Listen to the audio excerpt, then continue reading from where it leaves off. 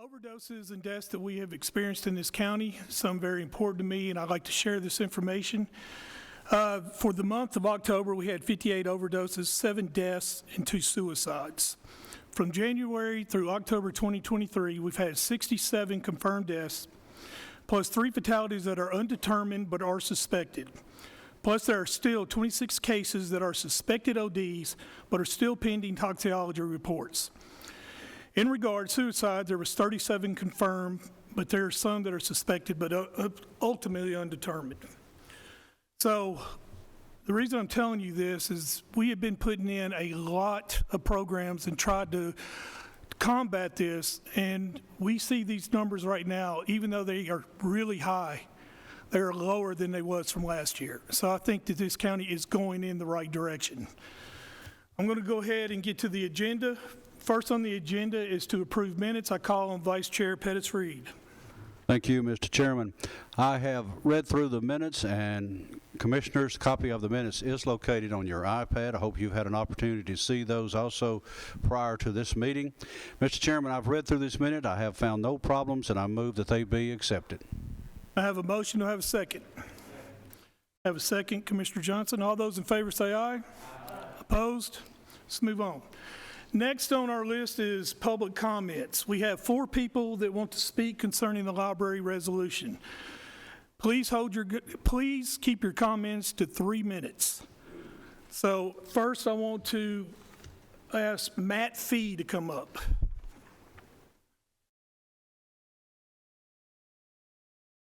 And everyone speaking, please tell your name and address.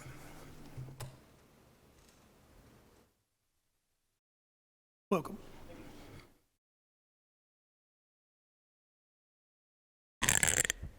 Good evening, everyone, Mr. Chair and Commissioners. My name is Matt Fee. I reside on Winding Branch Drive in Christiana, and I represent the Rutherford County Library Alliance. I appreciate the opportunity to address the 2 items on today's agenda, specifically concerning our libraries. First, I wish to discuss the matter of the Library Board vacancy that the committee will be evaluating candidates for today.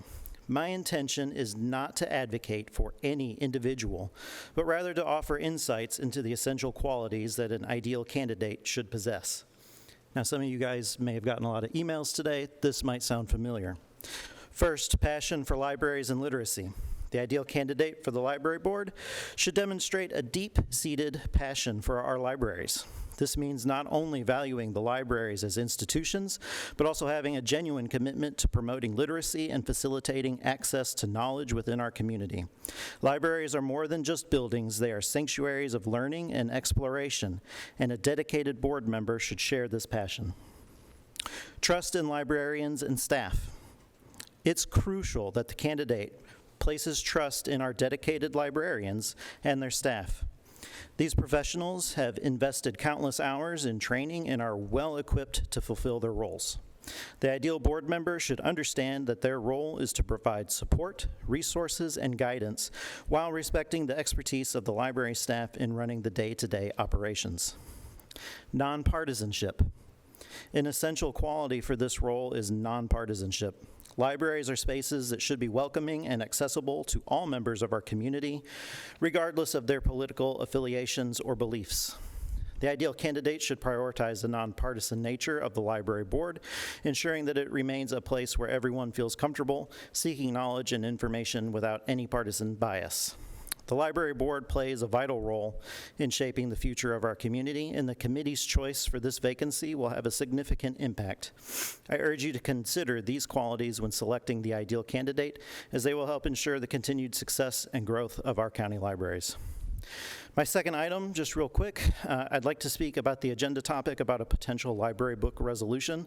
Although today's agenda did not reveal much information about the intention of a resolution, I hope that it would follow the themes of supporting libraries and staff and the library board as well. However, if there is a resolution brought forward today and read, I strongly urge the committee to postpone the vote on that resolution to next month so that the public can be made more informed and comment on its content. Thank you. Thank you.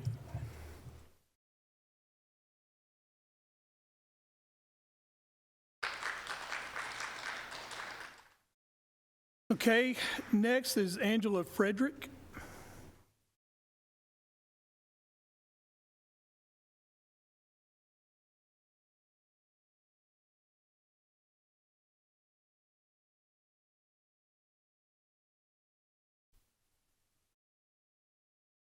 My name is Angela Frederick. I reside at Hanworth Trace in Smyrna.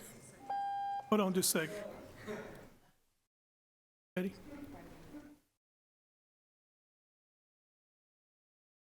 Okay. My name is Angela Frederick. I reside on Hanworth Trace in Smyrna, Tennessee. Thank you for allowing me to speak today. I want to thank all of the committee members here for your public service while serving in this capacity. I'm speaking in reference to the library book resolution. I'm a resident of Rutherford County, and I urge you all to support the freedom to read. The freedom to read encourages freedom of thought. Benjamin Franklin said, "Without freedom of thought, there can be no such thing as wisdom, and no such thing as public liberty without freedom of speech." I ask that you keep Rutherford County a place where public liberty and public libraries can flourish. Thank you.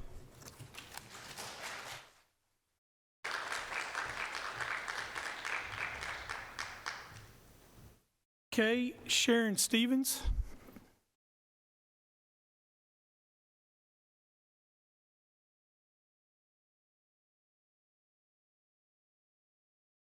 My name is Sharon Stevens, and I live on Cason Trail in Murfreesboro, Tennessee. And I want to thank you, Chairman Harris, and the members of the steering committee for letting me speak on the important matter on your agenda this evening. Stevens, can you put the microphone in your mouth? Place it by Whoa, right here? Place it close. Right here, good? All right. Now I can't read because I can't see it. Okay. So I want to thank you, all of you, for allowing me to stand and address the agenda regarding the library board. I'm going to start by quoting our former president, Barack Obama. "One voice can change a room, and if one voice can change a room, then it can change a city. And if it can change a city, it can change a state. And if it changes a state, it can change a nation. And if it can change a nation, it can change the world." Well, I'm going to tell you, I'm a mother and a grandmother, and I'm using my one voice to speak out on behalf of protecting not only my children, but all children from inappropriate books found in the public library. Thank you for allowing me to speak on behalf of all tonight, children. Thank you.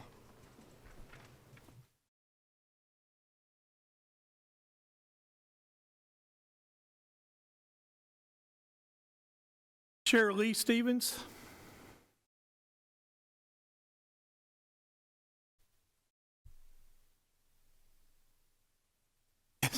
Okay. Can you hear me okay? All right. My name is Shirley Stevens. I live in West Haven in Murfreesboro, Tennessee. Thank you, Chairman Harris, and the members of the steering committee for allowing me to speak on your agenda this evening. This isn't something I've done often or ever done at all, so you'll have to forgive me for that in advance. I'm here this evening because I'm a mother in the community. And I find it incredibly important to protect our children, not just what they read, what they see, and everything. So I'm here to speak in reference to our book resolution, and that we protect our children and what they are exposed to. We all have the freedom and we all have the right to read and see what we want, but I feel like as being a pillar of this community that it's our choice to protect our children from inappropriate books in our public library. So I appreciate your time and thank you guys for everything that you do for our community, and just ask that you support us in protecting our kids. Thank you.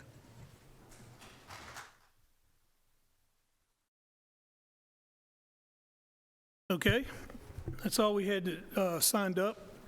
So I'm going to move on the agenda. I do have some things that I am going to be moving around, so I want to make sure everybody understands. I am going to move announcing the library board vacancy. I'm going to move it after our discussion on the library resolution. And I'm going to make two announcements and three announcements, and I'm going to change and put Will Denabi, our lobbyist, to come up and do his report. I want to make sure that we have everybody gets to speak that needs to speak. There's some situations here that we're going to discuss, and we need to give it our full attention. So I want to move some things around if y'all, give me that honor. First thing I want to do is announce 2 Correctional Work Center board vacancies for a 2-year term, January 2024 to January 2026. If you're interested in this, please get your applications in 1 week before our next meeting. I want to announce 4 Agricultural Advisory Board vacancies, 1 farm woman, 1 farm man, and 2 county commissioners for a 2-year term, January 2024 to January 2026. I want to announce PBA vacancy, a 6-year term, January 2024 to January 2030. I also want to announce a vacancy on the Correctional Community Center. I will get the dates on that, but let's see. The term is expired July 1st, 2024, so that'll be for that time period in there. All right, next thing I want to do is I want to bring Will Denabi up. He's our lobbyist, and he's going to be giving his report. So Will, come on up.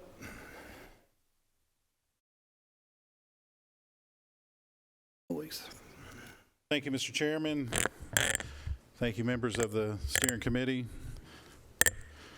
I know you got a full agenda tonight, so I'll try to be brief. Since our last meeting, we had County Services Fall Trade Show and Conference where we talked in detail about what we have been working on, not just us, but also Murray County and some other counties as well. So that's the gathering of county mayors, county commissioners, county highway officials, and that was in Chattanooga. We've had another round of negotiations or discussions about our different options, what we're doing. And one of the things that I would say kind of struck me through our discussion is I knew there was really not a general understanding of the difference between cities and counties, but it occurred during the discussion that there wasn't a clear understanding. And basically it was said, why do you keep approving homes if it's cost the county so much money? And I said, well, it's not the county approving these homes, it's the cities. And there was a real disconnect there. There was a disconnect that the building of houses that's occurring in the cities and how that ends up costing the county money. And so I think that was helpful in terms of connecting those dots. That was a real missing link of information. So we're basically, and I don't want to get to, too far into this, but we're down to kind of 4 different options. One, there's some people who are sort of invested in this, and that's do nothing. So some people don't want to do anything at all. They want to keep going and let things get worse. So that's, obviously that's one option. The second option is adjusting the adequate facilities tax. And I want to thank Chairman Harris for his leadership and involvement with the home builders and negotiating and working on this. So this is another option that's on the table.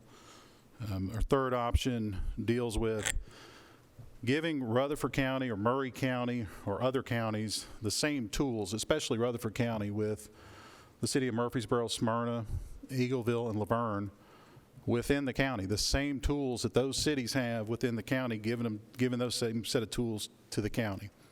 I mean, to me, it makes sense. I think it's kind of hard to argue against, but that's another option. And the fourth is an alternative revenue sharing agreement, something like real estate transfer tax, which the state currently has a revenue sharing agreement with municipalities, and it's through sales tax. So looking at something like that for counties.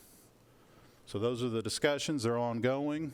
I feel like we're making progress. There's still a lot of progress left to be made for sure, but that's where we are, Mr. Chairman. All right. Is there any questions? So, Will, I got some. So, session's coming up in January. So, is there any room, we have a little less than 2 months for us to get anything before the next legislative period? In terms of between now and January? Yes. Yeah, I mean, that's exactly what we're trying to do. Okay. Between now, I mean, what we'll end up doing is probably negotiating. We'll file bills, and you can expect it to go all the way until we get into committee, into actual voting. And how is have we reached out to our delegates?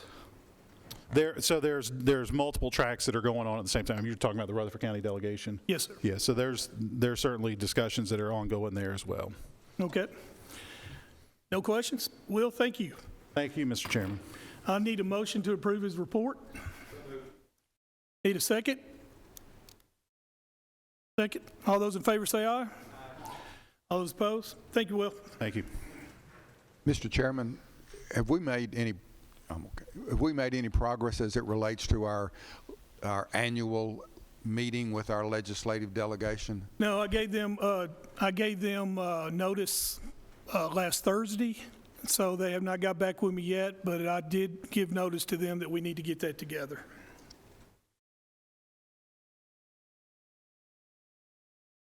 All right, let's move on. First, I want to do one thing, too, that we haven't done is we needed to look on your iPads on holiday list. We need to confirm that. We did not do that last month. We need to get that done. It's under holidays. It just tells every holiday that we're going to give for 2024. If y'all have any questions, let me know. And if not, I need a motion to approve this. This is for county holidays.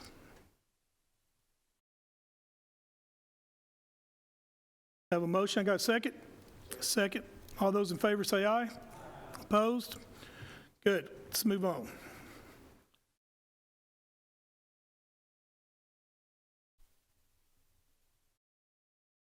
All right. Next, we want to confirm Codes Enforcement Adjustments and Appeals Board. This is a 3-year term, September 2023 to September 2026. We have one applicant. His name is Robert Allen Lewis. Is Mr. Lewis here? Mr. Lewis, come up, please. Introduce yourself.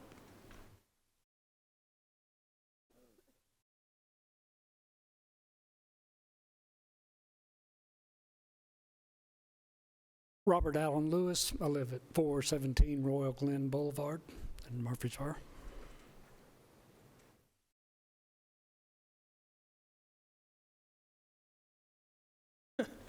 Tell us a little bit about yourself. How long have you lived in Murfreesboro? I've lived in Murfreesboro since 1978, actually. So. And you're a building inspector?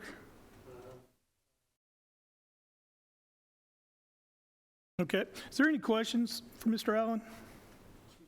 Do we have any questions, Commissioner, concerning Mr. Lewis? Thank you, Mr. Lewis.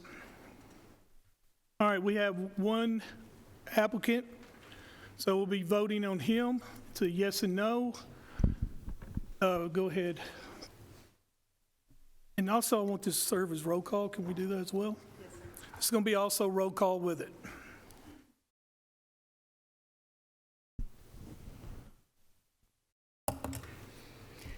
Commissioner Beverly? Yes. Commissioner Cush? Yes. Commissioner McAdoo? Yes. Commissioner Rather? Yes. Commissioner Paul Johnson? Yes. Commissioner Reed? Yes. Chairman Harris? Yes.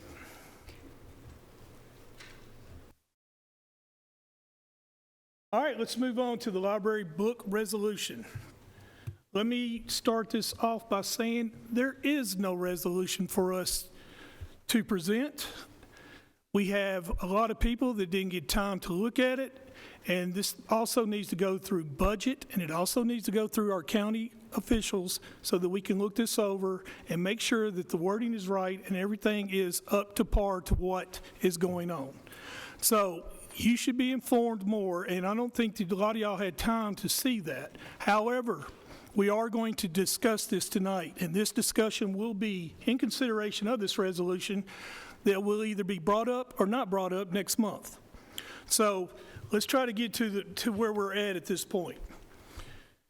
As you know, the city of Murfreesboro passed an ordinance a couple months ago or more about concerning funding for certain books. They are saying that they are not going to fund any books that are detrimental to our children. I think all of us, whatever side we're on tonight, that we all agree that our children are the most vital resource that we have. We all agree with that, I know. So we're going to discuss this, and the first thing I want to do is I want to bring up school board, Councilman Steve. If he's here, come on up, Steve. I also want Cody York to come up. And is Rita Shacklet here?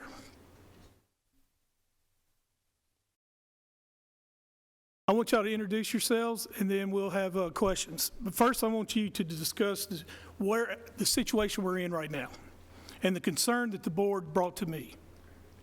I am Steve Sullivan. I'm the Rutherford County Library System Chairman, also a Town of Smyrna Councilman. You want to introduce yourself first? Cody York, and I'm also on the Library Board. I'm an appointee of the County Commission, so I'm your representative, one of your representatives on the Library Board.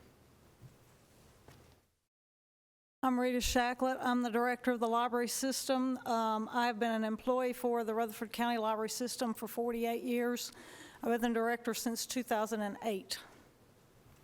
Thank you. So just kind of a quick synopsis. It was June that Murfreesboro passed their current decency ordinance. The ordinance largely mirrors a state law that was already on the books approximately 2 years. We actually were not aware of the state law, and really no one was really following it because we didn't know it existed. So the decency ordinance kind of brought it to our attention. The biggest piece of that decency ordinance is geared towards obscene material, lewd material for children. Several books had been brought to our attention through the public that were, for me, disturbing, and we reviewed those books as a board, and there have been 4 books that we have elected to remove from the library shelves. Those books are still potentially available in our online catalogs, and of course available at other avenues, just not in the Rutherford County Library Board room. We also found out through this process that the Rutherford County Library System did not have graduated library cards, essentially one card for everyone. So a library card for a 7-year-old could check out anything in the library. A library card for an adult could check out anything in the library. While talking to quite a few stay-at-home moms and mothers and folks that use the library, we found out that there was a misconception about that. There were some parents who believed that the library was helping them to protect their children from what they might grab on the shelf. So some parents weren't looking at everything that was being checked out, and some parents understood that they were open and they were looking. We did a little research, found out that many libraries around the country have implemented graduated cards, so cards are restricted based on age. We also found out that our software application supported that feature, and we are actually implementing that in December-ish. During the Christmas break is our plan to try to minimize the impact. We will have 3 cards. We'll have an adult card, we'll have a youth card, which is 17 and under, and we'll have a child, or what do we call it, juvenile card that's 12 and under.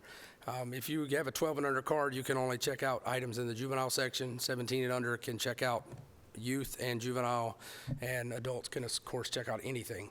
There will also be an opt-out option. The parents can come in and select an option to opt their children out of the restricted card, meaning their card could then be wide open again, but it does require a parent to do that. The biggest challenge with this entire ordinance that I think the Rutherford County Library Board and the Rutherford County Library System is facing is the balance between adhering to the ordinance and meeting the requirements of the law, but also being respectful and meeting the librarians with where they are. They've always been trained. They've always been taught that, as you heard earlier tonight, I think Matthew Fee mentioned, reading is for everyone. Everyone is supposed to be able to have access to everything.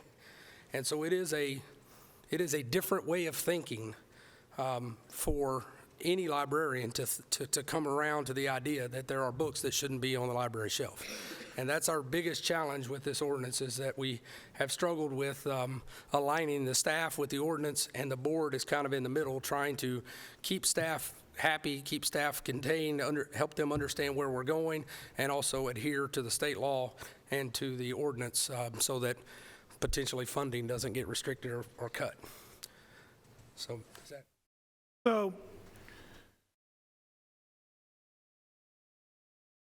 So establishing in the ordinance with the city of Murfreesboro. So I'm assuming, and I'm going to have Craig Tyndall come up here as well, the community has the right to establish and preserve community. Would you agree with that? So that community hires people to represent them, which would be the county officials, correct? Right. All right, That's right. what is the amount of money that Rutherford County pays your budget? A little over $2 million. Rutherford County funds the libraries at 60%, while the municipalities fund at 40%. So Murfreesboro, Eagleville, and Smyrna pay 40% for their respective libraries, or 40-ish%, and the county pays 60%. Of course, Laverne is not part of the system. Okay, so one of the things that I wanted to look at also is that there were 6 books that, according to your minutes that I read, were up for discussion and requests of consideration have them removed. Is that correct? That's correct, either removed or reclassified. Okay, so of these 6, which ones got reclassified? I don't have the list in front of me. If you turn it around, I can tell you. ABC of Equality? That remained in it. That remained exactly where it was. Okay. Let's see, Flamer, Right, Flamer was withdrawn. Gender Queer, Withdrawn. No, it was. It was an adult. Yeah, that's right. It's right. It was an adult book and was not moved at all. Okay, so why would it even be brought up if it's an adult book? All of these books are books that were submitted by the public. So the public can submit any book for reclassification or reconsideration, whether it's adult, child, or youth. The board is only taking action on youth or children's books. Okay. The one I really want to talk about is Let's Talk About It. That's the name of the book, and that book is written by Erica Moen. So what was the situation on this book? This book, a citizen submitted it, quoted several specific pages of sexual content that seemed to be excessive. There were descriptions of preparing children or young adults for anal sex, telling them how to look up various kinks on websites and determine what they liked. There was language in there related to how to participate in hookups in parks and how to be safe about that. So without getting into a lot more graphic detail, there was some significantly graphic sexual content that that's the actual one. I don't know if you're going to go through these or not, but yeah, there were several that were extremely graphic, including pictures, descriptions, and references to outside material. Okay, so this book was aimed, from when I read it, it looks to me like it was aimed at teenagers. Would that be considered, is that Yes. fair Yeah, enough? I think this is aimed towards teenagers and young adult. Okay. I really battled with showing this, and I'm not going to do it. But I do have to ask, how did this get into our library?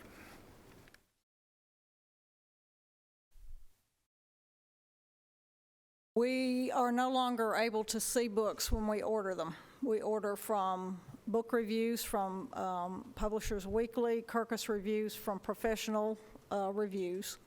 We have various selectors throughout the system, but we do not see the actual book, so we don't know what the content is until it comes in. And even then, our catalogers don't sit and look through every single book. We average between 1,500 and over 2,000 books that we order every month.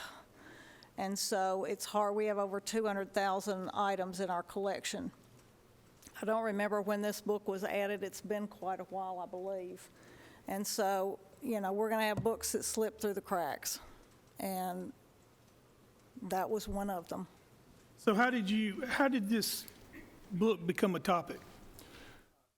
Citizens submitted it. They found it in the library and submitted a form and asked us to reconsider its attendance in our library. So, Ms. Shacklet, do you tell me about the ALA? American Library Association is a professional organization, a national organization that supports all types of libraries, academic, public, you name it, medical, law, whatever. They have a set of guidelines called the Library Bill of Rights, the Freedom to Read Statement, the Freedom to View Statement. They have a code of ethics. They encourage libraries to either use these as guidelines to create their own documents, but they are not, obviously they are not law. They're supposed to be used as guidelines. Okay, do you use those as guidelines? We do at this, although this, with the new decency ordinance and the state law that came out in 2020, our bylaws and policies committee is going to be looking at that. So the proposed resolution that is being discussed, it's in line with state law and the city ordinance. Is that correct? And yes. Okay. Now, the ALA, you said you go by the ALA? We're not an ALA member. Okay. But the ALA provides guidelines, and a lot of our policies and procedures have initially started as ALA guidelines and then have been modified or adjusted. Currently, we are going back through those and determining whether or not we're still in line based on the ordinance and the state law. Do the ALA guidelines still apply? So are you aware of, so you are about freedom of speech, Ms. Shacklet, like we all are, but, and you're also a fan of literary classics, would you say that? All right. Why would the ALA ban Kill a Mockingbird, Catcher in the Rye, 1984, Great Gatsby, and the Adventures of Huckleberry Finn? Before you answer that, I just also want to know, these were banned, so I don't want us to, think that we're doing something that the ALA is not already doing. The ALA does not actually ban books. They put a list of books that have been banned from libraries across the United States. There's a history of, and they track those, of book titles that have been banned over the years. Things like To Kill a Mockingbird, things like that. Cat in the Hat has been banned in the past and been challenged because it encourages children to invite strangers into their home. So you see where I'm going is that some of these are just, we don't think about them as being things that would be banned. And there's a lot of those there. But they just collect the titles. They don't actually ban books. Do you have any books on bomb making? Not to my knowledge. What about anti-Semitism? Probably is some, yes, sir. Okay. So some of the books that are being, and I think the word banned is very dangerous, removed is a word term that I would use.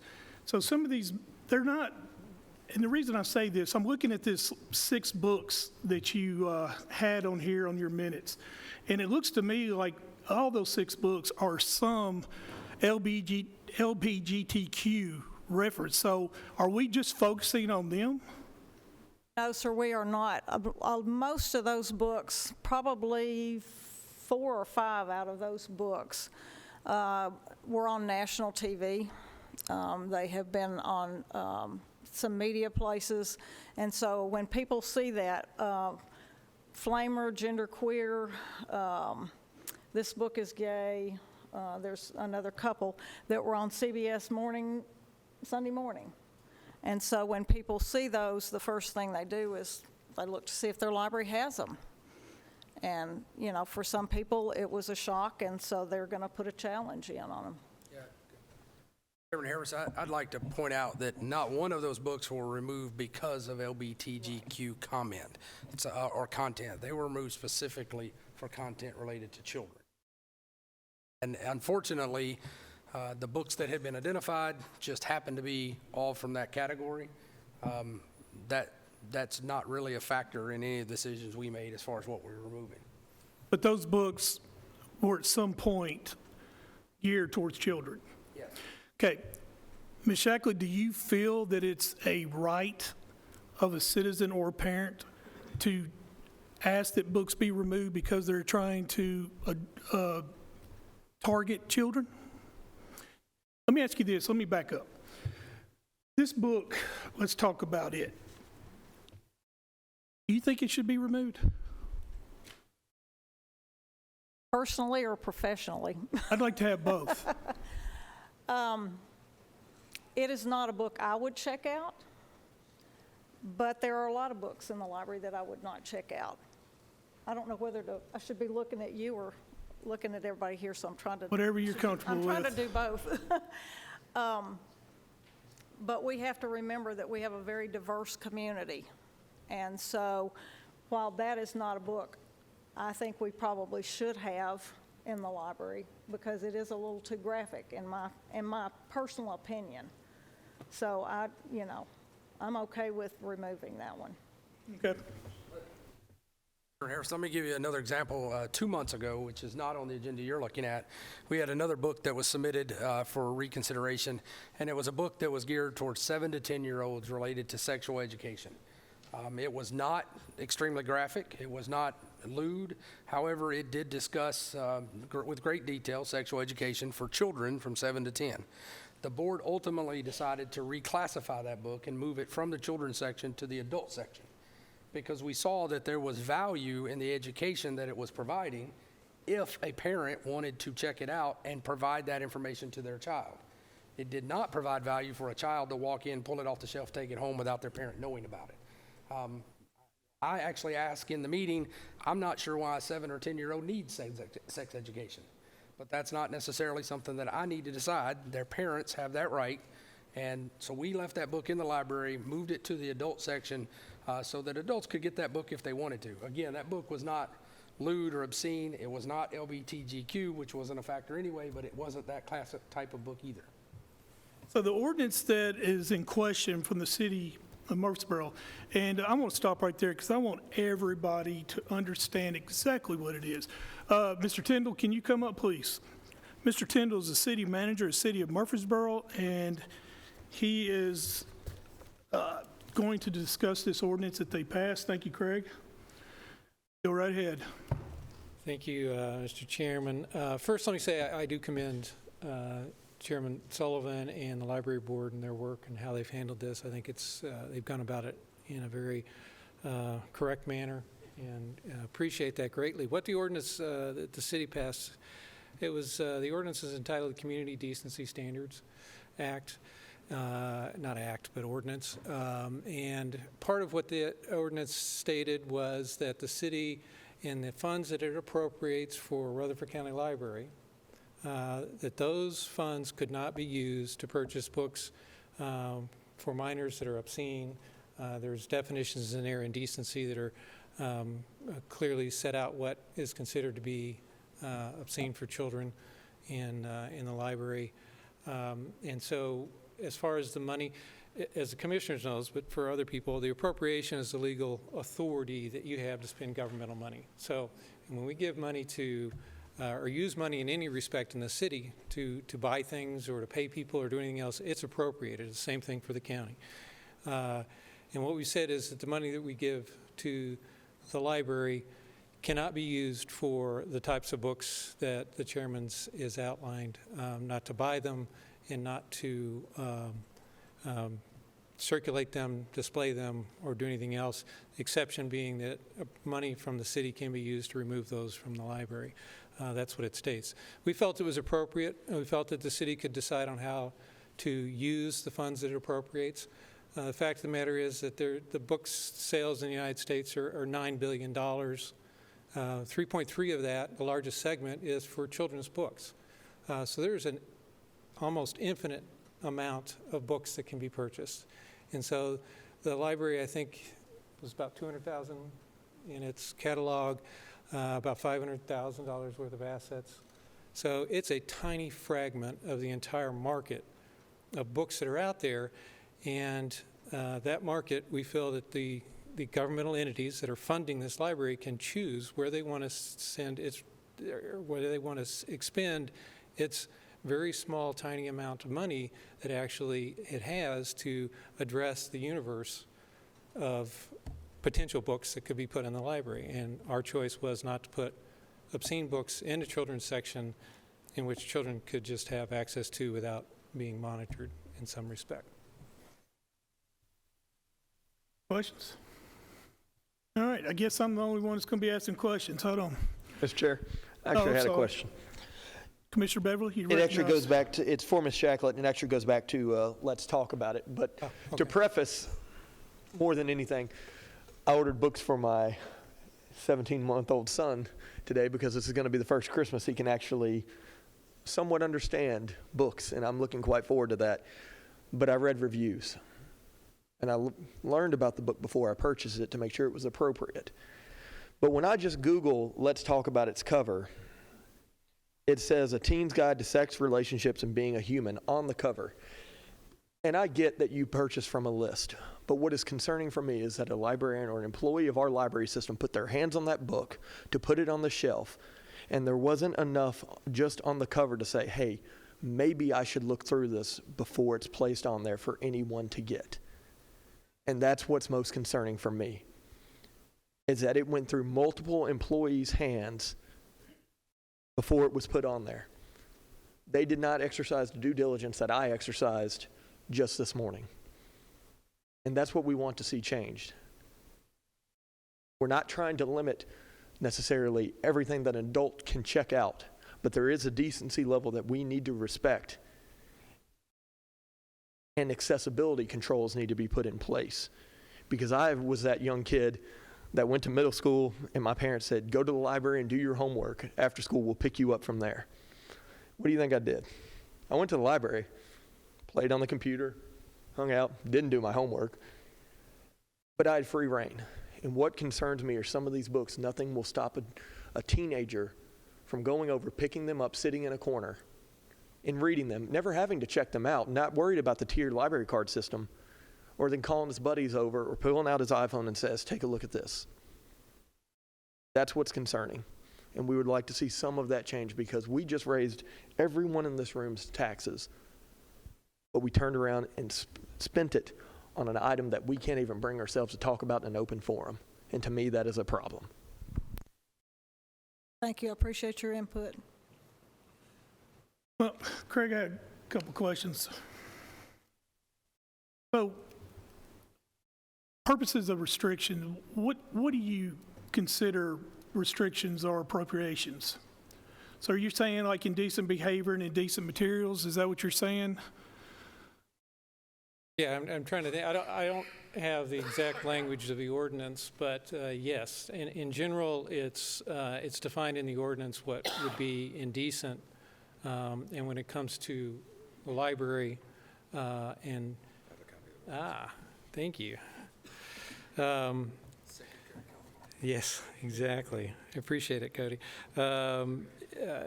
It defines indecent materials and events and indecent behavior. Materials and events really is probably the definition that's most likely to be evoked when you're talking about the library and what's going on in the library. But it does say in there that you cannot, library funds appropriated by the city council can't be used for indecent behavior, display, distribution, or expose minors to such behavior, materials, or events that predominantly appeal to period interests of minors or otherwise patently offensive to prevailing standards in the adult community. I won't read the whole. I understand. Does who do we depend on this? Because Ms. Shackle just said she can't catch everything. So how do we police this? Are you going to use the library board? Is that going to be your main source? Or let me ask you this question, Craig. Why don't you just pull your funding and do your own library? Well, I mean, there is a potential. The Rutherford County Library is part of a regional system that, you mentioned Laverne Library. Laverne is independent of that regional system, but it is possible to create an independent library from the regional system or independent from the Rutherford County Library to create a new library or new library system. We have 3 libraries within our system, and Smyrna has 1. So yes, that's could be a potential avenue. Okay. So my question to you is please join in, people. It sounds like it's just my crusade, but you know what? I'll jump on it. Policing this, in my opinion, it seems to be a problem because the thing that's sticking in my mind is Ms. Shacklet saying she can't see everything. And if we're getting 1,500 books, how do we prevent these books from getting into the system? I mean, do we need to have more oversight, which is what I suggest? But I think that we need to somehow, for us to get this situation under control, we had to find a way to find these books. I think that is the board's responsibility.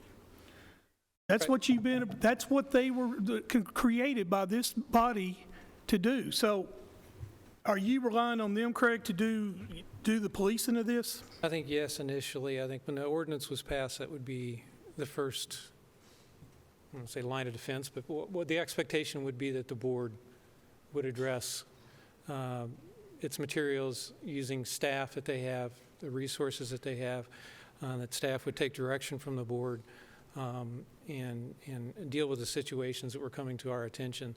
So that would be the expectation. I mean, if that didn't work, then I think the next step would be probably to audit the appropriations and to make sure that the money was being used as it's required to be used. Which means that if it is being used against this ordinance, that's misappropriation of funds. Would that be correct? That would be true.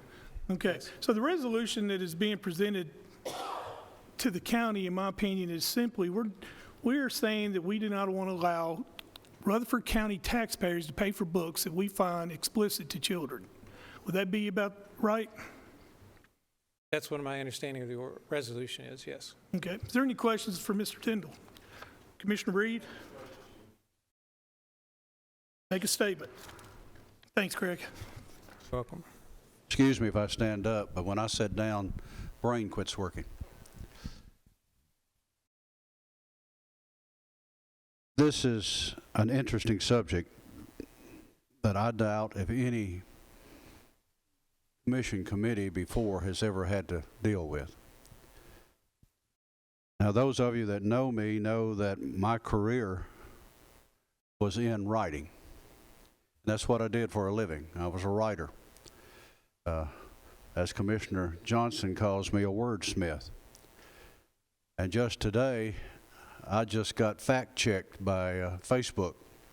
First time ever in my life I've been fact-checked. But it happens to anybody that can be checked on something that they do.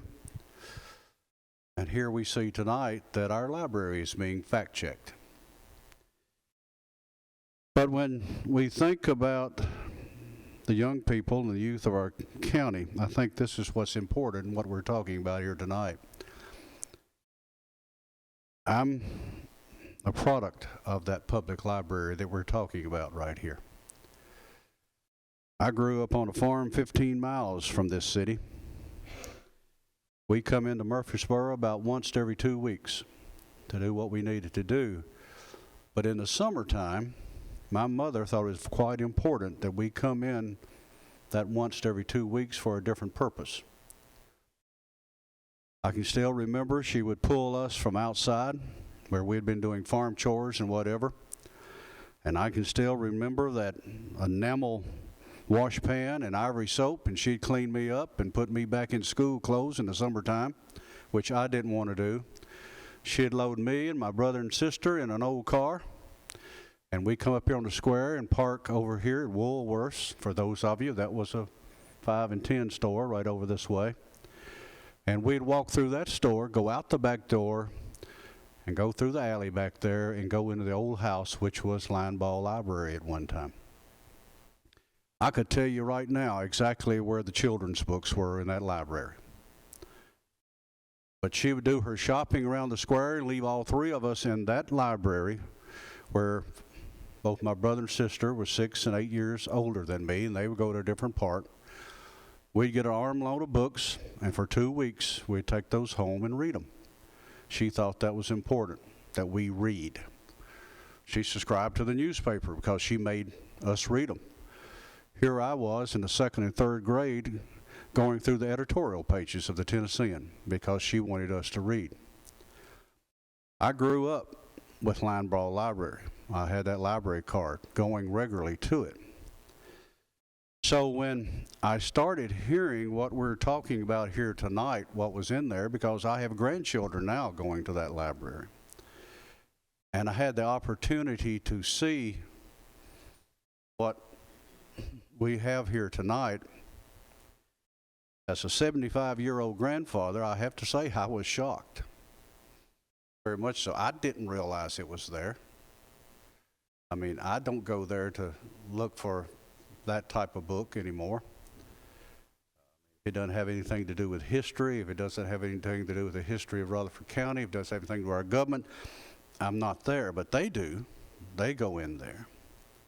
And I now have a 14-year-old granddaughter that I most definitely would not want her seeing this. In fact, when I opened this up to see this, I got to be honest, I've never seen that before. Oh, I guess I've walked in a restroom or two and looked at something on the wall that may have looked like this. But this is very, very shocking. And we as a community have got to do something about it. And as I sit here and look at this resolution we're talking about that goes along with our state law and what the city is doing now, I think if I was a library employee that this would give me an option right there to do what is needed to help me straighten up my library and to clean it up for the public. It would give me that backing to do what is needed today. I read those titles that you have pulled as a board. Not pulled, but moved, I think is what you called it. Most definitely they need moving. They need to be moving so high on a shelf that even I can't even reach them. And whenever I read the titles, that told me right quick what those books were. So I think most definitely, Mr. Chairman, this is somewhere where we need to be going. Not only just for the county as a source, but also for those employees that say, this is where we got to be, this is where we're going to have to go, and this is what's got to be done. But more so for these children we have out here. And when I say children, I'm not talking about the very least ones, but also that are 14 and 15. There's enough in this town and in this county and in this world for them to find accidentally without us having to provide it at a public level. And if we don't fix it now, I think we're in trouble. That's just the way I see it. Commissioner Rather?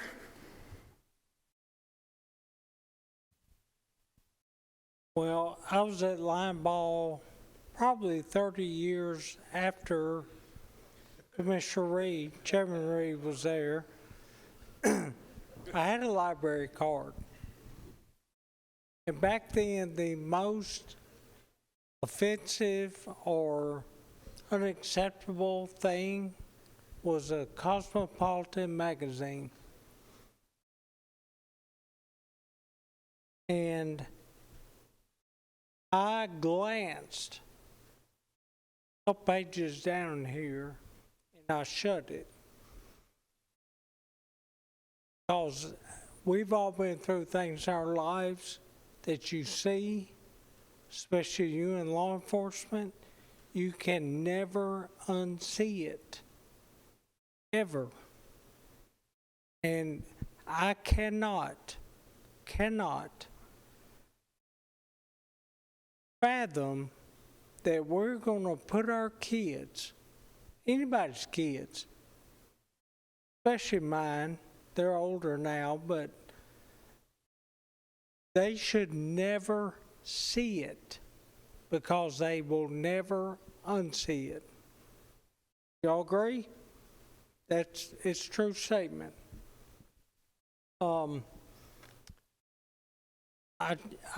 this is all about kids to me. Now, when you're 18 and above, you're an adult, you can do whatever in the world you want to do. And the world has shown us, some in society, they're going to do that. But we're talking about children. We're talking about children. They should never even see that. And I cannot. I've had several in my community that I've talked to. They've called me, warned me out. I cannot, even glancing at this, say I cannot support spending 1 red cent for a place that should be where you could go and educate, learn to read. We got kids now in the 5th grade that can't read on a level they should be. Learn to read, expand your mind in an intellectual way instead of a pornographic way. I cannot, I'll say this from here to heaven, cannot support spending county taxpayer dollars on this crap. Now, I'm pretty blunt, but that's the word I chose. Thank you. Mr. Chair, I guess Chairman Sullivan, this question, where do you see our path forward with the library board? As I mentioned, our biggest challenge is the balance of staff and the board. The board is made up of appointees from the county, Murfreesboro, Smyrna, and Eagleville. I believe it's 4 county, 3 Murfreesboro, 2 Smyrna. Okay, 4 county, 4 Murfreesboro, 2 Smyrna, and 1 Eagleville. So that's how the board is made up. So we are made up of representatives of those communities. The ALA actually includes in its documentation that a library should represent the community that it serves. And I believe that's 100% the case. What's good for Nashville may not be good for Murfreesboro. What's good for Chicago may not be good for Nashville. What's good for Eagleville isn't good for Murfreesboro. Eagleville has a lot more quilt making, farming, planting, still more rural things than even Murfreesboro does. So as you can see, each library needs to be able to have books that are relevant for their community. That's our biggest path forward, or hardest path forward is our community is changing. We've added a lot of people, and the staff believes that if you have one member of the community that could benefit from it, then you're supposed to have it. And that's different than what the ordinance and what I think we're challenged to do. We need to represent the majority of the community, not every single person of the community. And I think that's the part that's been the biggest struggle, is how do we get the staff to understand the goal and to come behind it when they've been always been trained to see it a different way. And I guess that's what's concerning is you all are the governing body of that library, but it doesn't seem like your directives are necessarily being followed. There have been cases where we have received pushback from staff. We've had at least one instance where a staff member asked, what happens if I refuse to remove the board or the book? We had a situation in the last week where there were material from the RCLA, which is largely opposed to this ordinance. There was material from the RCLA on a Rutherford County Library System booth at Borough Pride this last 2 weeks ago. So there is cases and instances of staff that is not willing or wanting to comply with the direction of the board. That's specifically what I'm getting at. That's going to be our biggest challenge. I don't know if I don't know how we rectify that without literally replacing staff, right? I mean, what else do you do? And I don't want to get to that point. Rita is their leader. Rita is the director. The board, Rita reports to the board directs Rita, but Rita directs the staff. And so it's just like kind of the council, mayor, town employee kind of relationship. And it's kind of where the struggle is. The board can set directions, we can set policies, we can communicate to Rita what the ordinance or what the city wants us to communicate. But then Rita has to apply it to the staff, and the staff actually has to follow those orders. I know how it feels when you're told to direct traffic in the rain. That's the marching order, so that's where we're at. Gentlemen, I think we all can agree this is something we need to explore. I'm not necessarily sure about the ordinance. I'd like to get a little bit more legal and financial vetting on this, but I want to keep all avenues open. And Chairman, you brought up a very valid point. It has to be representative of the community. And I think that one way we could do that with differing communities in Murfreesboro, Smyrna, Eagleville, is to potentially look at this going back to the municipalities, and they have their own governing boards for the library within their own city limits. It allows them to, within their own area of the county, dictate what they think is best. And I think that's something we need to explore on our side as well. I don't want to defund any libraries. I want to be very clear on that. I want the county to still provide funding for this because the libraries are an essence to our society. They're essential to our success. But we need to explore every option, and from what I can gather with Chairman Sullivan here is they're asking for help. See what all we have available to give them. Anybody else? All right. Questions that I have. The resolution, I think, that's been brought to my attention states that the county will not fund books that are explicit to children. That's what's being proposed in a resolution. But I'm conflicted because I'm a big proponent of the First Amendment. But also, we got to have people on the front line that's doing this as well. Rita, if you come up to the podium, I have a couple of questions. How can we, first of all, do you believe in this resolution? Or let's back up, because you ain't seen the resolution, so that ain't fair. Right. Let's talk about, do you agree with the city ordinance? You're going to put me on the spot. Yes, ma'am, I am. And you have every right to.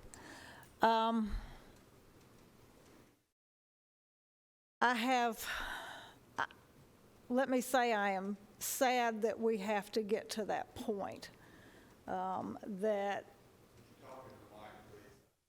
Sorry. I'm sorry that it has gotten to the point where we had to have a decency ordinance.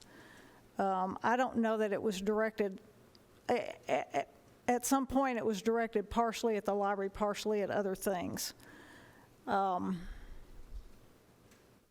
I struggle because as a public librarian and have been for 48 years, we've never had to have oversight like this before, and it saddens me that we're at that point in time. And I think that's not just here, it's all across the United States.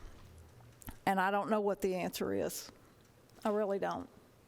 Okay, because if we do pass a resolution, my whole concern is how do we police it? I mean, I'm sitting here listening to you, and I'll be honest with you, I'm totally conflicted here. So here's what I think. And members, please step up and say what you got to say. But we need to rewrite the guidelines of the library board and your position as well. We had to be able to not allow this stuff to get in, but also 1,500 books, that's a lot. Now, how many people you have on your staff? System-wide, we have about 70. So you got 70 people, so that's something we can do. Would you agree? Okay, so we're not going to vote or anything on a resolution. It needs to be looked at. But what I would like to see as chairman of this steering, I want to see a plan of how you can police this. Is that something that y'all can do? Is that something you can do? I'm going to be honest, I think that the board can definitely come up with some recommendations on how it can be policed, but unfortunately the board can't police it.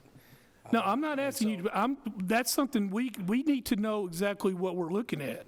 Because, you know, there could be somebody, oh, I don't like this author, so we're going to hit that. That ain't going to work for me. We're not going to have that kind of situation where we're banning somebody because of their race or sex or any of that stuff right there. But this is pretty explicit. But, you know, how many books we got in our library? It's over 200,000. 200,000, and we're going crazy here over 7. So we need to find a way to police this, because I can't support.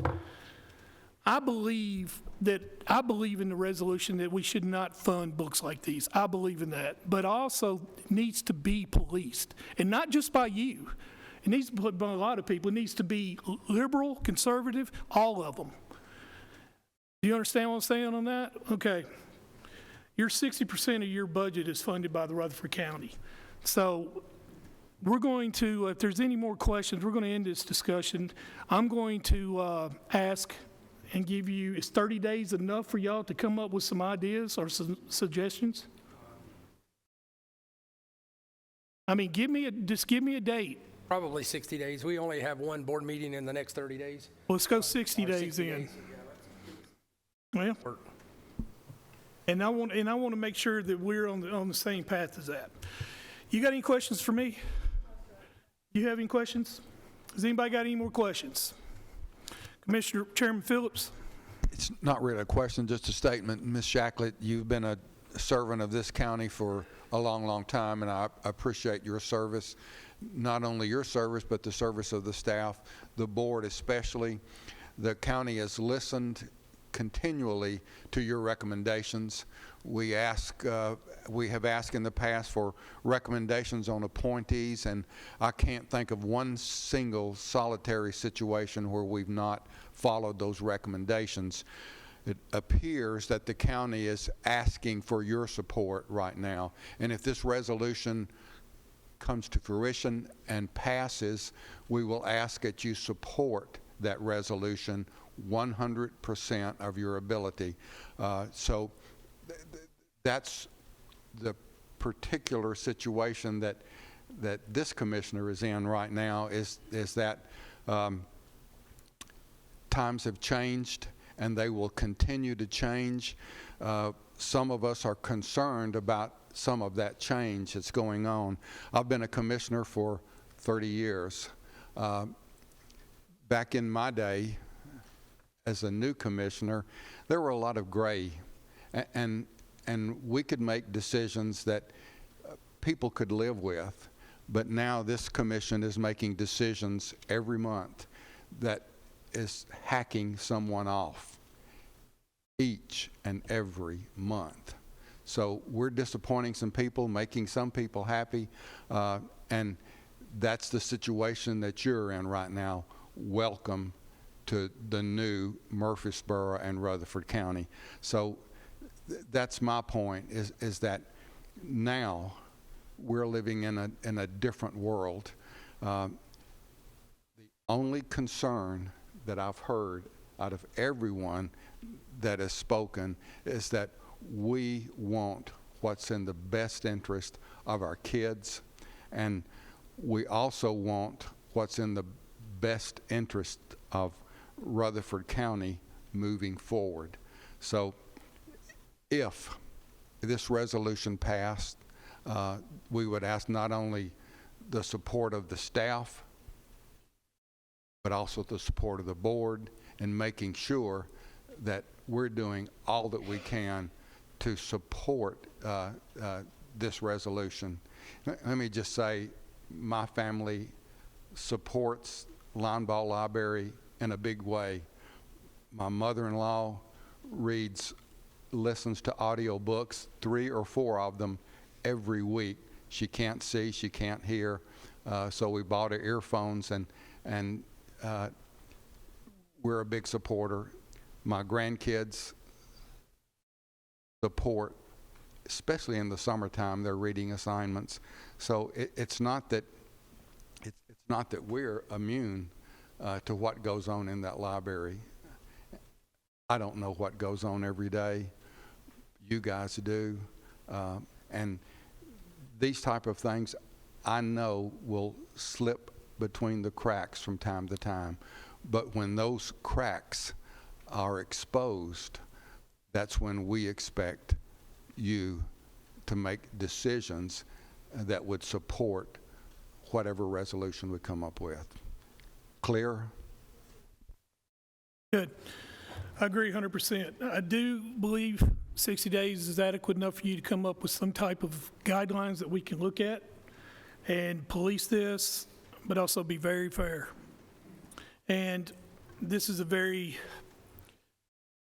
controversial, touchy subject. First Amendment is everything in this company. We know that. But also it goes to, First Amendment does not support anything that's detrimental to our children. It doesn't. And a lot of people don't know that. And I think that's one of the things that I think as a commission that we've seen this book and we're appalled by it. But it's a book. It's not every book. Cody is a minister. I'm sure there's 60% of the library you're against. You know? And that's just, and then it's nothing against, but he's not about that. He's about, he's protecting children. And I say that, I know that gets some laughs, but everybody's going to be offended by something. That's the whole point. It's always somebody's going to be offended. We're not here to ban books. I want to be very clear. This commission is not here to ban books. We are not here to ban books. We're simply saying we do not want to use taxpayer funds to pay for books that we feel are explicit and indecent to our children. So 60 days, are we good? Ladies and gentlemen, thank you. Appreciate it. I'm going to do something I've never done before, and I'm going to do it because I have been sitting at this chair for exactly 1 hour, and this person has their hand up for an entire hour. And I'm going to break my rule for one time and one time only. Ma'am, you can come up here. Since you held your hand up for 1 hour, I'm going to let you have 3 minutes. Who is it? You need to state your name and your address. And I'm doing this because of your insistence. My name is Carrie Lambert. I live in Forest Point neighborhood in Murfreesboro. I'm listening to all the discussion today. I'm getting frustrated. But I think there are two main points that have been left out of this entire discussion. Now, I don't know if that's because you all know and you just don't want to talk about it, you don't want the public to know. I don't know why. We keep referring to the city ordinance on decency. You all in this room, I assume, on this commission know that the city is being sued because that decency ordinance is unconstitutional. So why are we modeling more ordinances or resolutions or whatever you want to call them on something we're already wasting taxpayer money on fighting in court when we look at the case law and see that whenever you use the term obscene, that you can't define that. Nobody can define that. They use the Miller test, and that includes and causes harm. So please stop modeling things on unconstitutional ordinances that we're going to get sued over. Why are we doing that? Secondly, you're talking about exposing children to information. Oh, no. I listened. I'm sorry, I'm in the back. I couldn't see which one of you was speaking, and you're talking about growing up and going to the library and how you're into history. Do you know now that if you're under 18, you can't access history books? Nonfiction and reference material are in the adult section. That means you can't send your kid to the library after school and tell them, you're 16, go study for the SAT. They don't have that option with this graduated library card nonsense. Please, think about what you're doing. Think about the Constitution. Federal law trumps state and local law. When, in the history of the world, have the people banning books been the good guys? When? I feel like I'm living in the twilight zone listening to all of this, and nobody's bringing up anything important. You're talking about child pornography. You guys don't know what child pornography is. Sex education is not child pornography. You're talking about you can't look at sex until you're 18. At what age did you guys go through puberty? At what age did you become curious about sex? Did you go to your parents? with all of your questions? Most kids don't. We appreciate your passion. Your 3 minutes are up. I'm sorry, I was watching the timer. I apologize. You're good.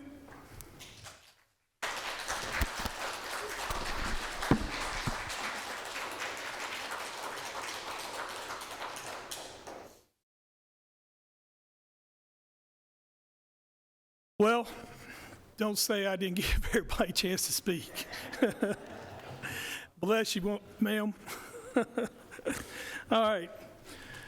Now we're moving on to confirm library board vacancy. I want to do this, we're going to do this, and then we are going to take a recess. But we're going to do this first. We have 6 applicants for this. I will call your name. Come up, you introduce yourself and tell us why, and we will have questions. And the reason that I moved this after this discussion is because I want to be able to ask you a question as well. So let's start off with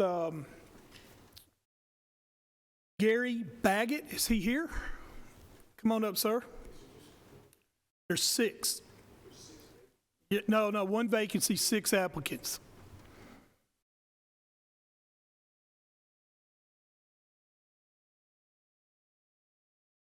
How you doing, sir? You're recognized. My name's Gary Baggett. I live at 3003 Wentworth Court here in Murfreesboro. I've lived here 39 years in Murfreesboro as a city resident.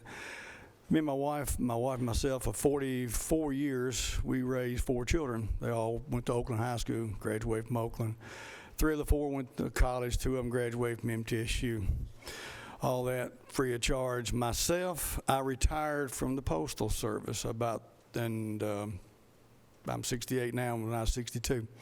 In the 1970s, I was in college. I was like a lot of people. I tried and I went and ran out of money. Met a woman I loved more than life itself. Married her. We raised a family. 3 years in 2019, I went back to college, Trevecca in Nashville. Took me 2 years and 8 months, and I got out with my degree. I've done very little about it with it. But I'm going to say this. When I was small at Glencliff Elementary, Wright Junior High, Glencliff High School, the library was just a library. Okay, most time you went in there in high school to read Sports Illustrated, if you played any kind of sports or if you didn't. But from what I saw when I went back to Trevecca in 2019 to what I left at Belmont, UT Nashville, those 2 schools that I was able to attend in the 70s, I had 36 hours, so I was about 84 short of a degree. Has certainly changed. The whole library thing has changed from what I can see. The books are in here. We have, like I said, we had 4 children. 1 teaches here in the county. My wife told me, don't say that. Well, I said it. Several others have been with school, been teachers and things. But as far as the books that are here, if you want to know how I feel about it, we actually had 1 removed. Ms. Shacklet might know in 1992, my wife, myself, our son brought home a book from Northfield Library. It was a little bitty tyke. And we looked at it and thought, what in the world and how in the world did this thing get in here? That's 1992. Now, this old boy at the time, if I had hair then, I pulled it out so you can tell. Anyway, for whatever reason, I wanted that thing out of there. And the best thing to do, we follow procedure. We go about it. Well, thank God it got removed. So anyway, when I'm looking at this, I'm looking at the books that are put on, I think they come out of Texas. Is that right, Ms. Shacklet? Is that where most of it comes through? Through Texas? Okay. Anyway, you have a board. You discuss things. You have a criteria. If criteria meets it, you do it. Criteria needs changed, you change it. But you discuss it. You know, no man's an island, as we say. Nobody rules and reigns, but we can talk about it. And from 1960 and 61, when I started school, till I graduated in March of 2022 from Trevecca, I saw a difference in the books I was reading. Believe you me, I did. Thanks very much. Appreciate it. Hold on just a second. Any questions? All right, thank you, sir. Lisa Cisco.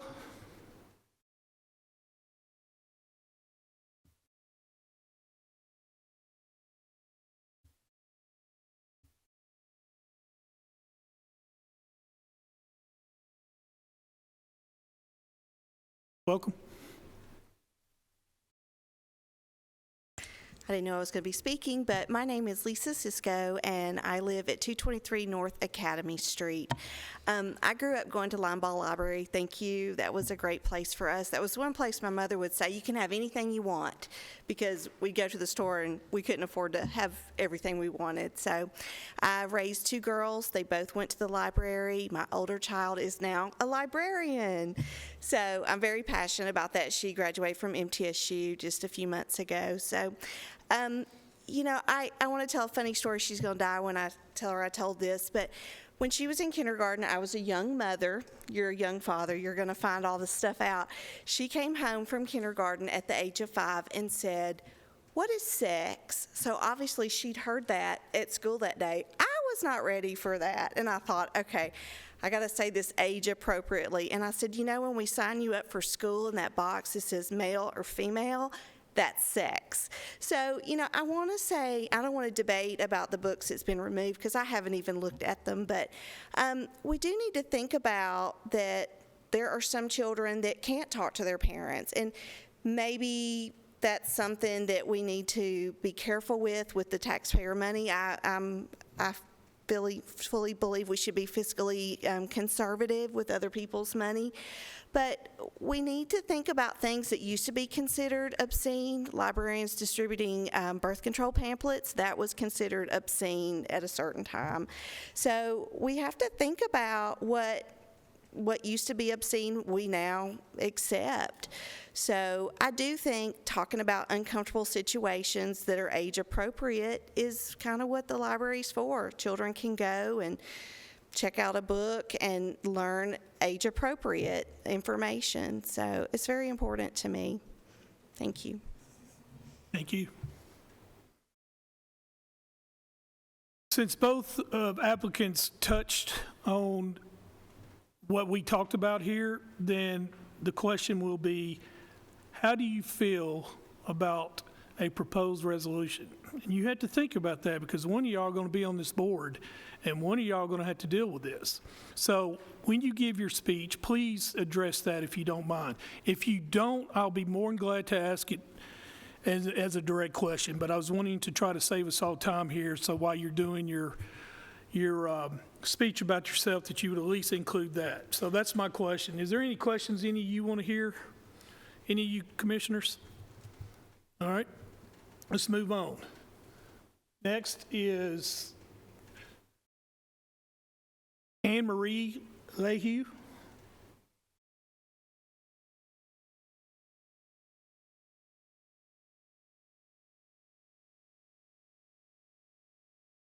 Welcome. I'm Ann Lehue. I've been a Murfreesboro resident for 6 years on Marymount Drive. I am a librarian. I've been a librarian for 20 years. I'm the Director of Collection and Metadata Development for Ingram Library Services. Before that, I was a librarian at the Brentwood Library, having allergies. So, and so I've been the head of several departments in a public library and have a lot of applicable experience for this position. As far as the ordinance, I would like to read it. I'm a pretty cautious person when it comes to things that we could be sued for. So I would like to read it thoroughly before saying definitely one way or the other. And so that's also how I would approach both things, is kind of with a measure of balance. Do you feel that the public has a right to question the funds on certain books that could be detrimental to children? I do, actually. I think I work with libraries around the whole country, and one of the things that they have put into place is the ability to challenge, and it sounds like that's working correctly here, and so that is kind of the safeguard. Okay. Any questions? Thank you, ma'am.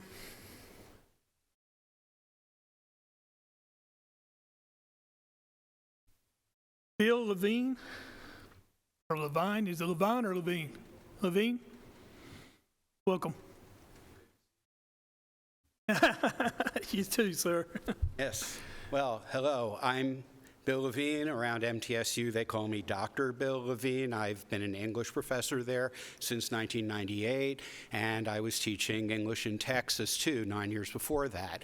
So I will not claim to be the sole judge of what is decent or indecent, but I will say I believe in libraries as the single most important educational institutions outside of the school systems. And I know anyone I grew up with who went to college or gone to a magnet school spent a great deal of time there after school hours. I guess I should tell you I live in Commissioner Harris's district, by the way, 310 Grandview. So anyway, I will say that no matter what decision the board makes, I will make sure I do thorough research and do my homework. I'm not going to stand up here and mention every single dirty joke that is in the play Hamlet that he tells to his girlfriend, Ophelia. But again, I believe that students can reach a point of maturity like we did in 7th grade, reading Shakespeare. And even if they don't understand these jokes, I mean, I wouldn't make that the foremost objective of their education. But I do believe as they grow up and appreciate Shakespeare and his writing, why he's a classic, they will gradually see where that fits into the entire play. And I will say that I believe in age-appropriate materials, but I think it takes a village, right? Parents have to play their role. I believe in the authority of people who have gone through a meritocratic system, educated themselves, and are capable in the library management and staff of consulting reviews, of evaluating books, of noticing when there is difference of opinion. And again, I would never talk about community in a monolithic way. I believe we're made up of different people. It's changing all the time. So any decision we make, even if it's going to be disturbing to parts of the community, I think it should be as representative of all interested parties as possible. And I always believe in peaceful deliberation, right? Just a couple of weeks ago, I had a colleague who tried to disrupt a meeting I was holding, a reading group, and thankfully I had the other people on my side because I remained calm, because I thought his concerns were out of place, but I did so in a way that was civil. So that's above all what I would say about my experience on public boards within the university, and I really do think we need the representation of people from MTSU on our library board. Thank you. Any questions? I think you answered all mine. Thank you. Next is Ellen Merrick. Now, let me just tell everybody, I've been doing this for 6 years as a chairman. I struggle with names, so I apologize. I apologize. All right. Hello, my name is Ellen Myrick, and I've been a resident of Rutherford County since 1997. And in Murfreesboro, I live at, in your district, 214 Haynes Haven Lane. That's where the Little Free Library is, if anybody's ever been there and noticed that. I have worked and lived in Rutherford County this entire time that I told you about. I was at Ingram for 10 years, much of that time in library marketing. And then I started my own business, so I'm a small business owner in Rutherford County, and we do marketing for children's book publishers from around the world. So I'm very much involved in the library community. In terms of the ordinance today, like Ann, sorry Ann, I'm still part of your answer here, but it was a good one, and that is, I really would want to read it and exactly what it has to say, because as it stands now, I think you pointed this out, it's very hard to figure out how you would actually implement what we heard today. So I would have a lot of questions about how you would implement it, how it'd be reviewed. And it seems a little backwards to say we won't fund something. It's hard to anticipate what somebody may view as obscene and not fund that up front. So I think that would be something where you'd want to involve your professionals. Librarians are smart. I mean, you look at Ann. So librarians are very, very smart, and they're trained, and they have experience, and often they will have not often, most of the time, they're going to have the best solution. So I believe in being supportive of the librarians for sure. I have served on several boards. I was on the State Library Board, the Tennessee Advisory Council for Libraries for 6 years. I am currently on the United States Board on Books for Young People. I co-chaired the International Board on Books for Young People Regional Conference last year at Vanderbilt, and lots of other things as well. But my best, dearest thing that I've done is for 25 years I've handed out books for Halloween. And there are hundreds, if not thousands, of kids who just knew that I was the book lady. And that is not the worst thing you could be called in the neighborhood. Much better than that crazy lady who has too many cats. But yes, I'm the book lady, and I love connecting books with kids and celebrating that. And sometimes I wish all this energy we're putting into talking about book challenges, we could put some of that energy into celebrating the best books that are out there and getting those into the hands of kids and getting everybody excited about those wonderful books that are going to enlarge their worlds. Any questions? Thank you, ma'am. Beverly Woodward.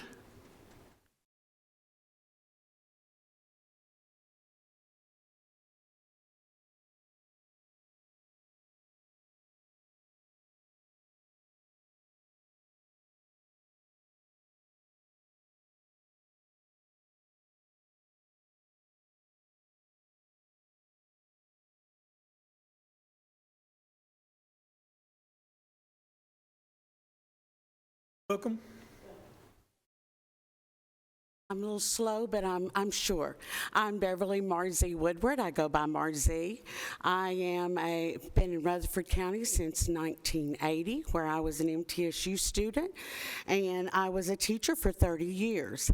I have taught all ages and have a couple of different degrees and a master's degree in curriculum and instruction. I've spent 15 years at MTSU. I think a great deal about what is appropriate for children and what they need to have in their lives. I also have a little library in my yard and believe very strongly in reading. I taught first grade and was very much into diagnostic reading and helping children understand or trying to figure out what was important to understanding what was causing them not to be able to read. The books that go into our little library, we look carefully at what is appropriate for children to read, because children ride down on their bicycles to pick out books and pick out which ones they would want to read. So I want to make sure that the children have things that are good for them, because sometimes their parents aren't there to help them choose what would be something that they can read. But we do also have adult books in there as well. I think it's important that we remember that, you know, when I had the library is for everyone. It needs to be a safe space for children and adults. It needs to be a safe space for us all. It's a public library that taxpayer money is being put into, and that's something that we all need to remember.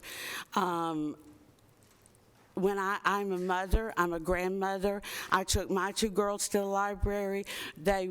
We took part of summer reading program. My daughters take their sons to the library. It's still an important part of our lives, and that's I think the library is an important part of our community, and we need to make sure that we keep it that way and not something that people are upset about going to.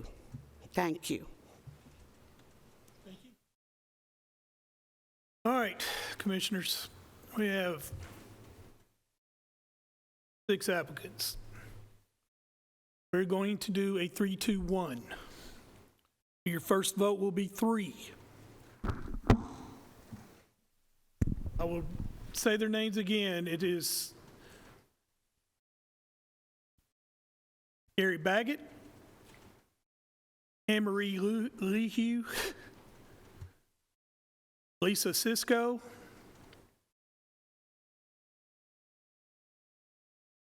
Bill Levine,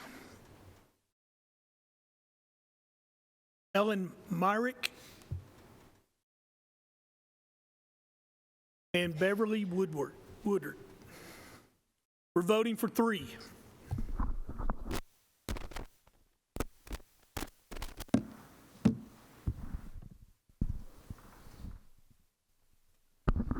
Mr. Chair, I have a question. Yes. On Ms. Lehew's application, I don't know if Ms. Shacklett is still here. Is there do you sell? Do you work for an organization that sells books to? Okay.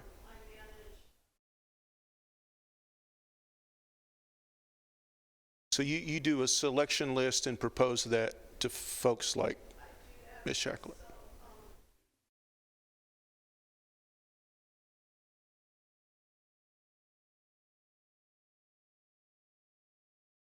Okay. I'm just trying to see if there's a conflict of interest dot here, but I don't. Okay. Yeah, I don't see that there is now that you've explained it, but it just.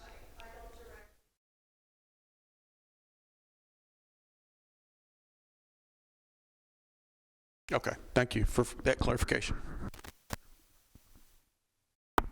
All right, we're voting for 3. Mike, you need more time? All right, let's go.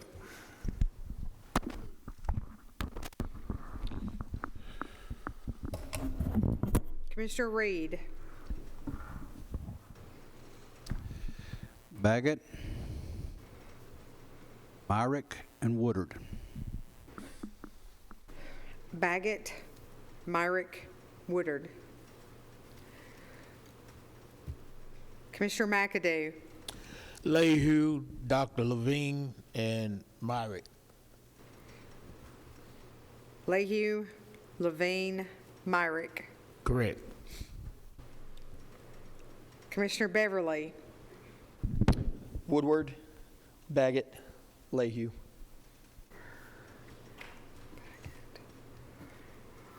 Woodward, Baggett, Lehue.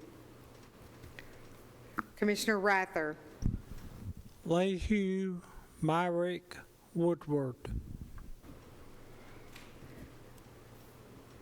Lehue, Myrick, Woodward. Commissioner Paul Johnson, Baggett, Lehue, Woodward. Baggett, Lehue, Woodard. Commissioner Cush, Lehue, Levine, Myrick. Lehue, Levine, Myrick. Chairman Harris, Levine, Myrick, Woodward. Levine, Myrick, Woodard.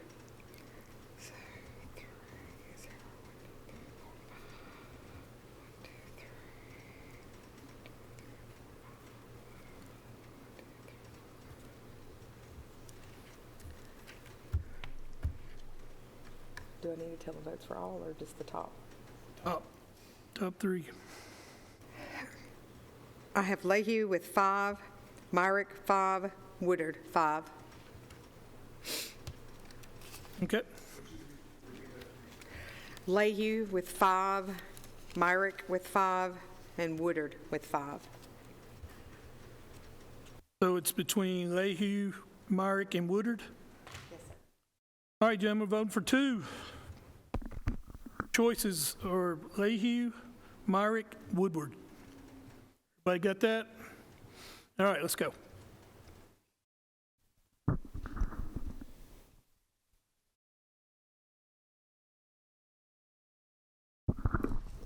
Commissioner Rather, Myrick, Woodward. Myrick, Woodward. Commissioner McAdoo,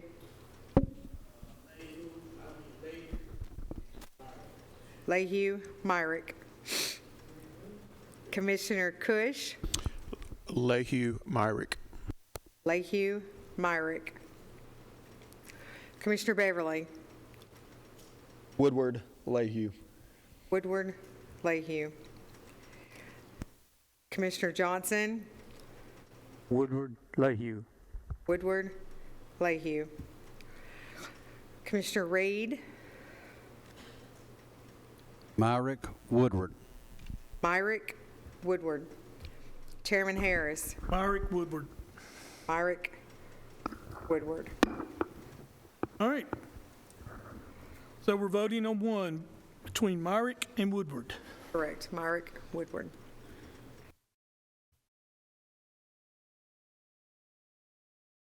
All right, let's go.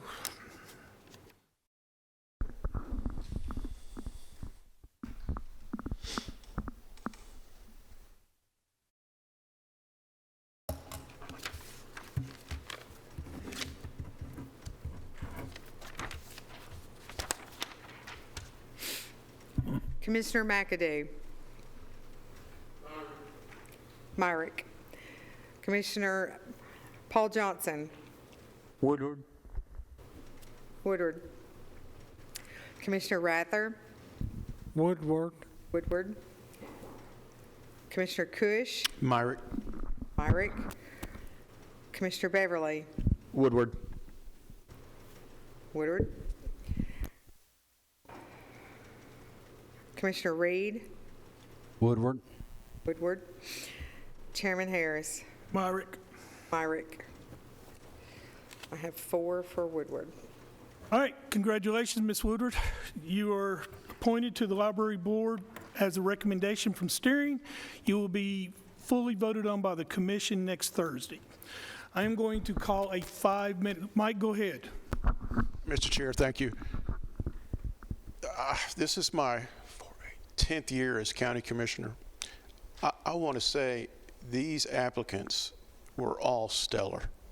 As each one of you stood up at the lectern, I said, okay, number one, next one, number one, number one. So fantastic resumes. Congratulations to you all. Keep trying. You number twos, keep trying. But it warms my heart that there's that many folks with this kind of talent that want to serve. So thank you all very much. I concur. All right, we're going to take a 5-minute recess, get our thoughts together. There. Can you hear me? Okay, we want to change the name on the charter to where it says commissioners and their term, which would be a full term, instead of chairman of steering, chairman of budget, chairman of public safety. Motion to approve. Got a motion to approve. I got a second? Second. Got a second. Any discussion? Nick? Just briefly, and just to make sure everybody's clear, Chairman, so with the change, the current commissioners that are on it, which I believe are Mr. Harris, Mr. P., and Mr. Reed, would remain on there through the remainder of their commission term. And so it would just be coterminous, and then once they're no longer commissioners, or heck, maybe they'll be commissioners forever, but as soon as they're not, there would be a new person appointed by the commission to take their place. Everybody understand that? We good? All right, all those in favor say aye. Aye. Opposed? Let's move on. Next on the agenda is Broad Street TIF-Economic Development Plan. We have several people in here. Is there a ringleader? Well, ringleader, please come up, and all those who are associated with him come up and do you have your slides and everything? Do you need help from IT to help you, or because we're? It's on there.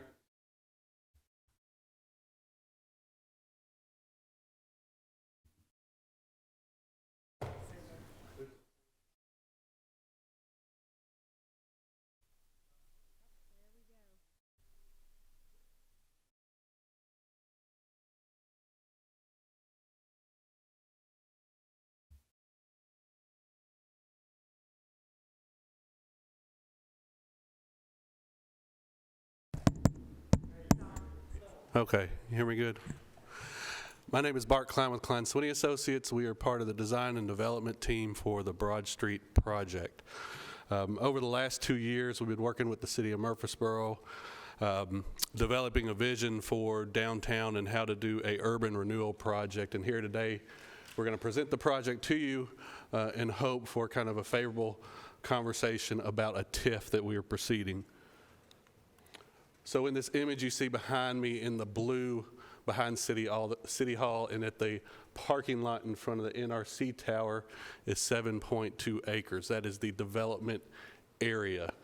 Across from Broad Street in blue is the area that has been purchased by the city to build a urban park, which they refer to as Town Creek, and a pedestrian bridge that will span over to Broad Street. So just a little bit about the project. So in 2 years, we've surveyed, we've done market analysis, we've been working on development agreements, just anything and everything you can do to unearth whatever's there. Basically dot our I's and cross our T's to make sure we can do this project.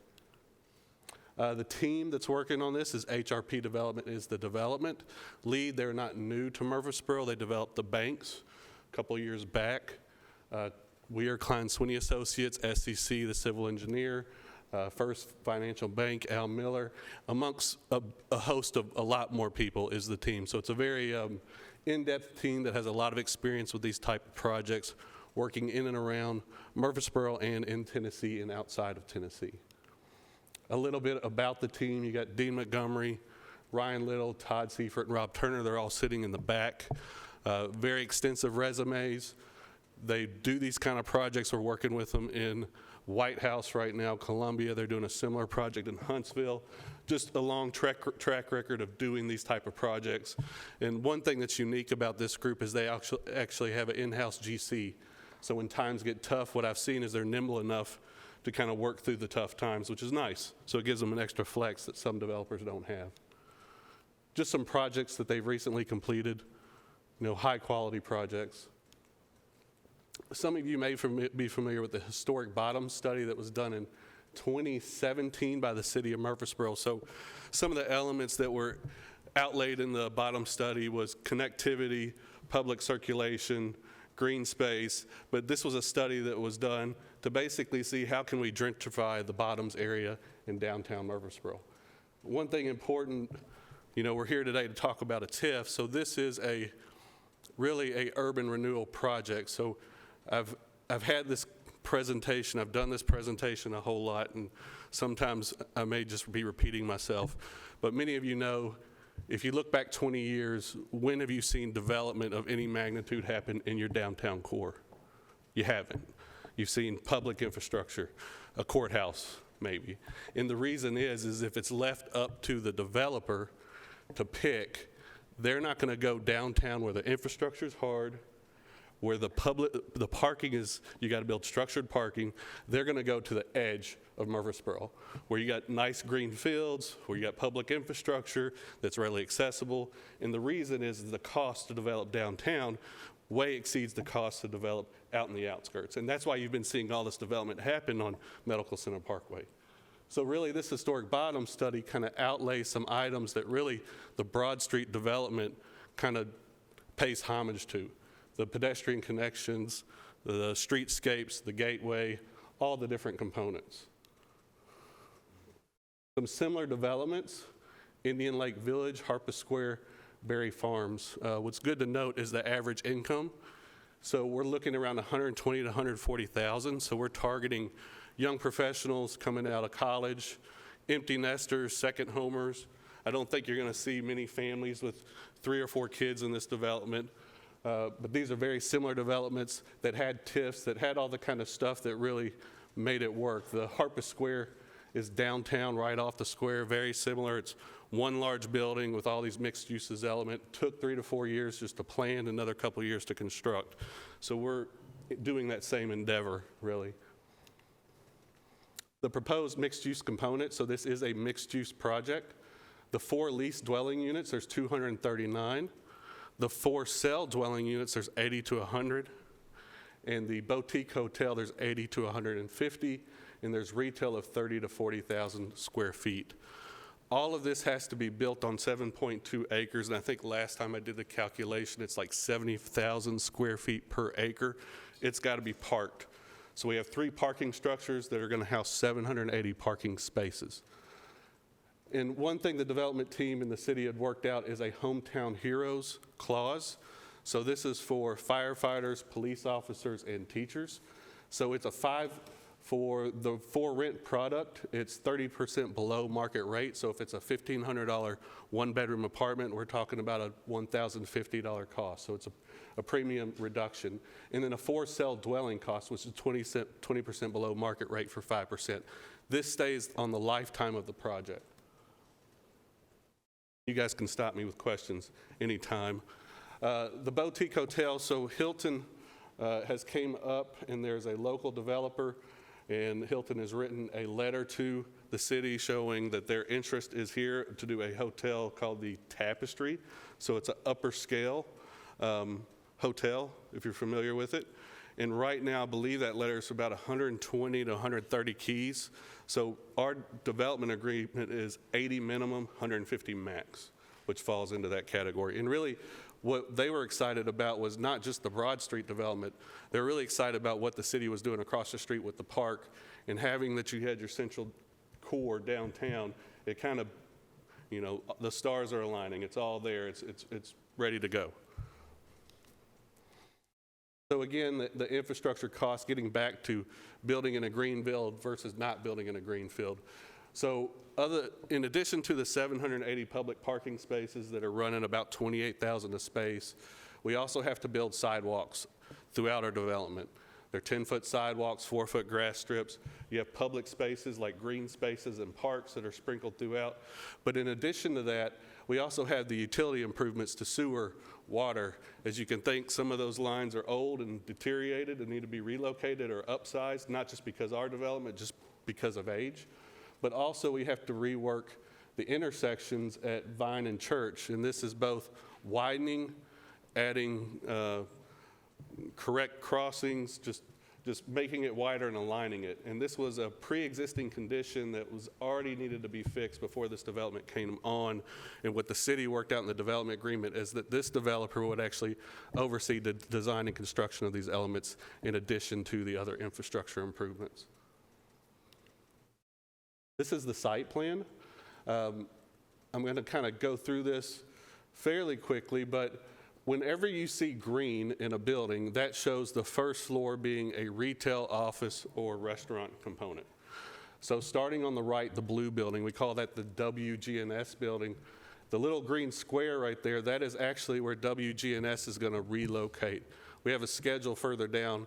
That is the first action that's going to take place. We have an agreement with WGNS that basically they can't skip a beat on the radio, so we have to build their building. They have to be able to walk over with a key and flip on the switch and it works. So once that building is done, then it allows us to demolish everything else on the site. And then you'll start to see everything start to rise up at the same time. But the blue building are apartments. If we move over to the green and pink, that's apartments and retail. Over to the orange and green, those are condos. And over to the purple and green, that's hotel. And then you see the 2 primary parking structures. Those house about 350 for each, and those are located in the pink and the orange. And then you have parking underneath the blue building entirely. There you can see the pedestrian bridge crossing Broad and the Town Creek Park project. I don't want to read all this, but overall it's first-class development. So we're building market rate product. This is no different than what you would see in the Gulch. This is no different than what you would see on Medical Center Parkway. You know, fitness areas, charging stations, everything you have to be to, you know, we want this to be the most successful project. We want this to ingrain with the city as much as possible. So first class project. Just some images of amenities. The architectural context is going to draw from the architecture of the town and of significant buildings. So we've spent a lot of time going back and forth looking, and so we really just want a project that's going to fit within the downtown and complement the downtown. Urban elements, again, this is an urban project, so you're going to have streetscapes like this that heavily vegetated with large 14-foot, 12-foot walking areas. In some cases, they're going to be parks. You're going to have eating areas that dump out into the public spaces, so a very interactive space for the public. This is an axon view that actually shows the massing of the buildings. It's oriented the same way the plan was, so at the top right would be the apartments, the C, the B with the blue is the condos, and the A is the hotel. The blue is highlighted as blue because we have the 80 to 100 units of condos, the allowable and the max. And so having the 100 is requiring us to have 5 stories on that. But what this shows is how none of the structures that we're building, other than the hotel on the left, goes above the height of the City Hall roof. So we maintain views in our view sheds to the downtown, to the building we're in now. So we don't block anything. So we fit within the context. This is a massing study view at the corner of Church and Broad that shows the pedestrian bridge that goes over to a pedestrian park. This shows a building that fronts it with, active ground floor, active retail floor. So right now my team has been taking this vision and kind of reverse engineering and getting the design to come to this vision. And it's starting to work out, and some of that stuff will be public as we get more work done. This is a view mid-block, so if you see the back of City Hall on the lower level, maintain the entry into City Hall parking garage. One thing to point out, our project parks itself. We don't depend on City Hall's parking garage for any parking spaces, and they don't depend on us. And in fact, there's probably going to be cross arms that go up or some form of tracking that because we don't want to mix the two. So that's not an issue here. But maintain entries, maintain access is all important. A view of the corner of the condo building and the hotel building, just how it addresses the street. Here again is the cross section. So we just cut a line through the building in half. There's City Hall with the rotunda, and you can see how the slope of the street, there's roughly 11 to 12 foot elevation change from City Hall to Broad Street.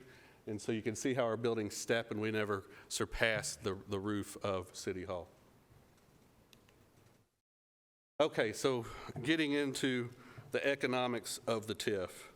And I got my little sheet here because it's hard for me to read up there. And I also have Tom Trent in case I can't answer anything. So right now, totally, I think $4,029 goes to the city and county for property taxes. Really, it's the WG&S station that pays property tax, and I think it's called Smitty's. Is that the name of it? Smitty's, maybe? Well, a small building next to it. Of that $4,029, I believe $2,600 goes to the county. Our TIF is looking for a 20-year time frame with a $26 million cap. The county's appraised tax value on the development, so if this development is built, and this is what your tax appraiser looked at this, he had to come up with these numbers, these are where these numbers come from, is $150 million. The annual property tax value generated with this development is $1.576 million.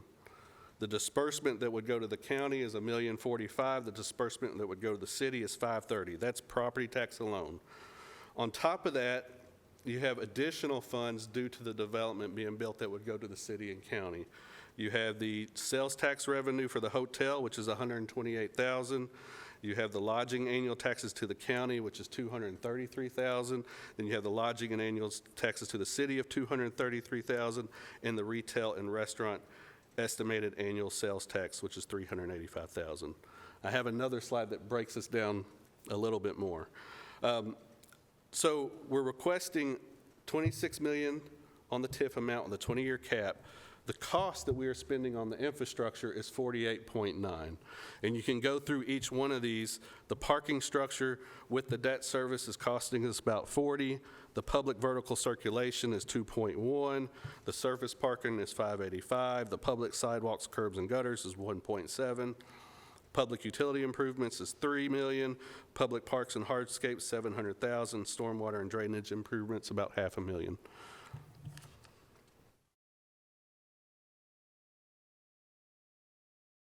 You can read this, it's small. So this takes the life of the TIF. So we're at 24 right now.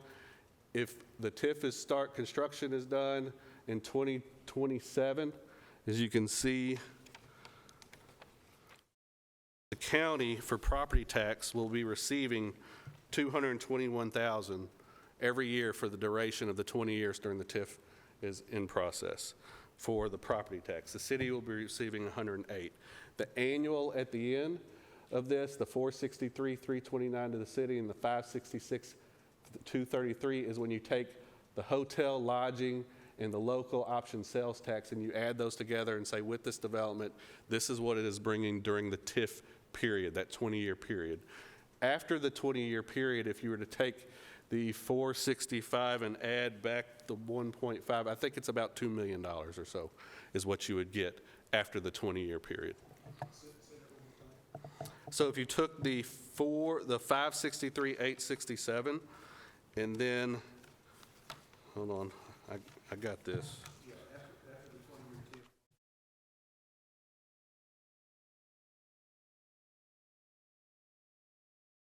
It would be just for the county, so $1,045,000 minus $221,34 would be, let's say, $800,000. Add that back to the 563.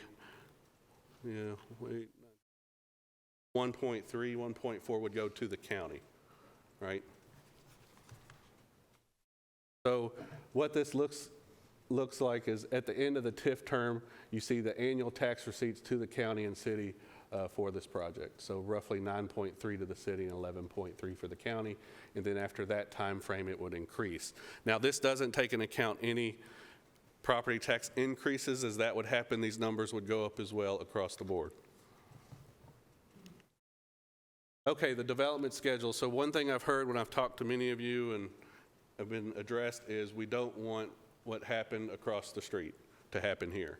So the big reason it took a long time to get a contract together, a development agreement together, is to get everybody on board on clawbacks. So if you look at the bottom of this schedule, you see these purple diamonds. These purple diamonds are clawbacks in the whole development agreement that if the development team does not finish a task, the property diverts back to the city at the cost the development team bought it for. So for instance, where we are right now is the first blue bar, which is the PUD and TIF approval process. In about, I can't read it from here, in about February, that process is over with. The next bar is the city actually completing construction and renovation of buildings that they have bought or rented to move the old city hall and the utility department out of to their new facilities. The next red bar is the construction of the WGNS. So, for instance, when we get done in 2 to 3 months, if we don't get PUD and TIF approval, this project does not move forward. And then if we don't build the WGNS, this project does not move forward. And then when you get to the other 4 bars, the 4 red bars, that's when you see construction happening. So it's pretty much every 120 days, the city looks at the project and it's in the development agreement, and if the development team hasn't progressed, it goes back to the city. And that's what keeps it from happening what happened at the project nearby.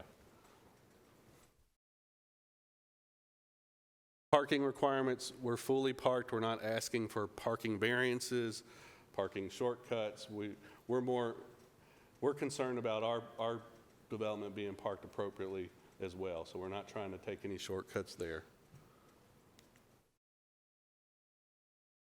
Questions? Anything I need to go back to? One question on parking. It's a big deal. Yes. It's a big deal for us. Yes. As a county, and I know it's a really big deal for the city of Murfreesboro, but we're talking 50 years into the future, something that we as a county and we as the city of Murfreesboro could be very proud of long-term, very, very long-term. It appears that we're going to electrical vehicles instead of gas vehicles.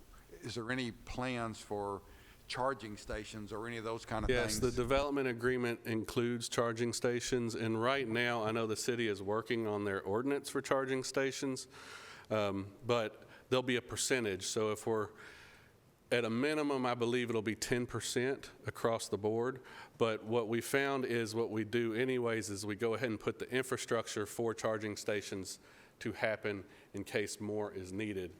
There's an issue going on right now with charging stations. They blow up, right? The electric cars blow up. So at the end of the day, it'll be interesting to see how the code evolves around that, but we're going to have charging stations, and then we're going to put the infrastructure in to allow for more charging stations to happen as needed.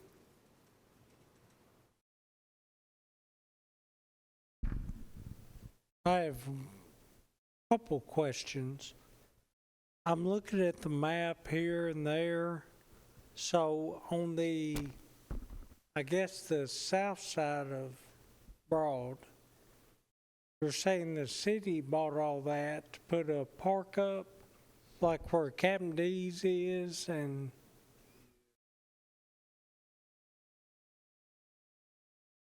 so on where the blue is? Yeah, where the blue is closest to us, the city has purchased all that property, and I believe they're in the process of condemnation on the other end where Longhorn Liquor is at. Yeah. And that is all daylighting of Town Creek, which becomes this linear park element that's activated. And the city has already hired someone, they're into design, they've actually received grants already to build the pedestrian bridge, 1.5 million in grants, roughly, has already been received. Over Broad. Over Broad. So how is any of this going to impact Cannonsburg? It's going to connect. In a negative way? No, it's connecting Cannonsburg. So the thought process is how do you take the Greenway and bring it to the downtown? And that's how you do it, is you connect and link parks. So that's what they're doing, is they're connecting and linking to create that really network you need for a pedestrian thrived environment. Well, you know how rumors go, buildings are being moved and they're going to redo a bridge, and Cannonsburg is one of my favorite places in Murfreesboro. Do you know where the baseball park is going? I can't comment on the baseball park. I'm sure there's big dreams for downtown Murfreesboro. I don't know anything about it. All right. I didn't know if this was kind of this what we're going to do, but in the future there's going to be a ballpark. Well, so what's great about, and again, this is an urban renewal project. So downtown Murfreesboro already has the nice square, the fabric, and it's basically not received a lot of development love because of the cost to develop down here. So once you see a developer come on and take a $150, $200 million project and put this on, it's going to spur a lot of stuff to start happening.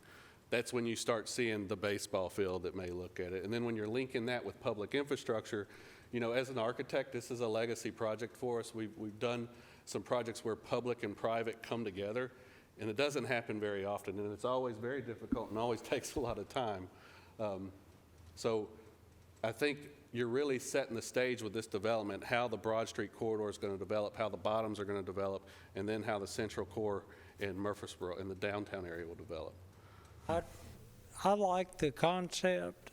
I just think we got enough traffic, and we're attracting more traffic, but that's partially. I'm concerned about Cannonsburg.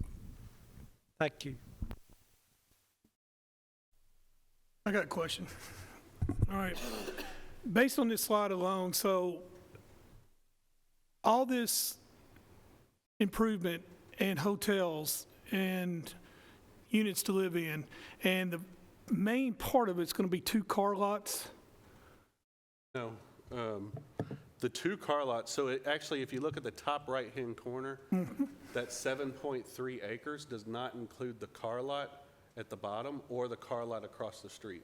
So it includes all the property that the old police station is on and the parking lot across the street. So we're able to achieve all that by building vertically. So did you even try to make some type of deal with these car lots to be part of your project? Actually, the city has condemned those car lots. So then, but they should be blue then, right? So they're going to be blue, are they not? No, because they're not in our purchase and sell agreement and development agreement. Okay. That public-private That's, so for the car lots, the one on, the one on the north side, I think, the closest to the development that we're talking about, that's where the pedestrian bridge will begin from as it goes across. So that's being held onto as public property because it'll have a public infrastructure on it. The one across the street had to be taken out because of turn lanes and the way the roadway would work. It's just too close in there, so it'll widen the roadway. There may be some residual property that we could sell later to as the property next to it develops, which is part of the development. Part of the consideration then is not just this development, but what it will do around the community and the other development that's there now that's underutilized and substandard and probably needs to be advanced. And this will certainly add to that development as well, redevelopment as well. For Canonsburg's, we've already decided, and council is very clear, is not being touched one way or the other. Project, baseball is being talked about. It's a long way to go. It was just announced that we're going to look at it. A long way to go for that, but there's 4 acres, a little more than 4 acres on the other side of Canonsburg that the ballpark's AAA minor league small park can go to, and then there's 4 acres on the other side of I don't do directions, but east side of Town Creek as it goes over there. If we do take the property where Captain D's and the rest of Yard Sale up in there, that there's a possibility it could go over there, but that's a long way off. There's a lot of work to do before we do any of that. In the meantime, Canonsburg's just fine where it is. So go to the one with, Craig, hold on, go to the one with the purple. The purple dots.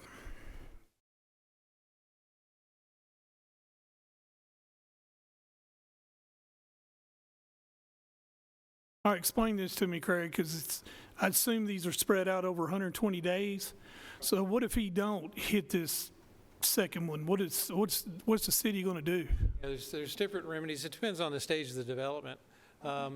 Some is where there's not anything in the ground as of yet, and there may be some demolition, so the city would buy the property back for what we paid, what we sold it for, plus the cost of demolition. And then as it advances, there's different financial arrangements to take care of the property if it stalls further down the line. Yeah, and actually the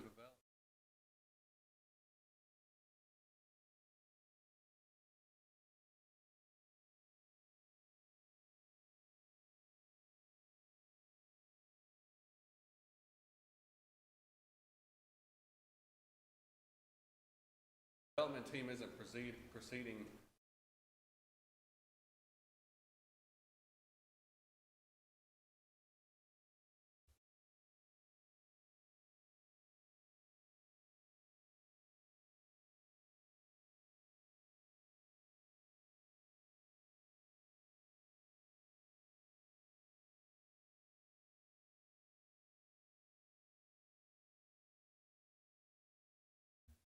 Delay is the time frame it takes the engineers and architects and all those to develop.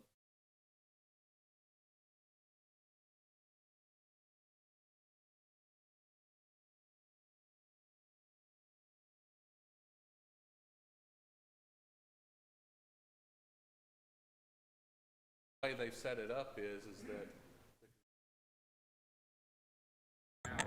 by the development team out of a different.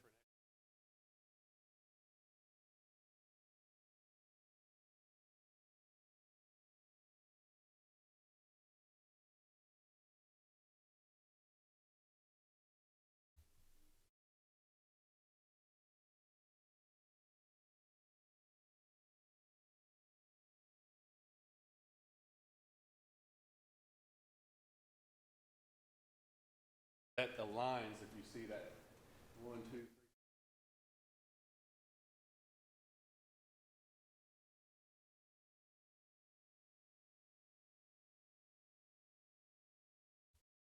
So for every dollar that we give you on a TIF, how much are you generating for the county? I mean, the IDB board should answer that question. About 70, want to say about 75, between 71 and 75% goes to, so 25% then would go to the county for 20 years. And then after that, of course, 100% goes to the county. Yeah, I think what I'm saying is, like, how much, you know how we do, like, with our IDB board, they can do the deals. We cannot, we gave them the authority up to 3 to 1. So for $3 for every tax abatement, so what is the ratio here? Do you know? No, that's for pilot programs, so it's a little bit of a different structure and a little bit of different study on those. And those numbers include job numbers and a lot of different economics. But there's, so the payback's a little bit different on how it's structured. Okay. It'd be hard to put apples to apples on that one. We did go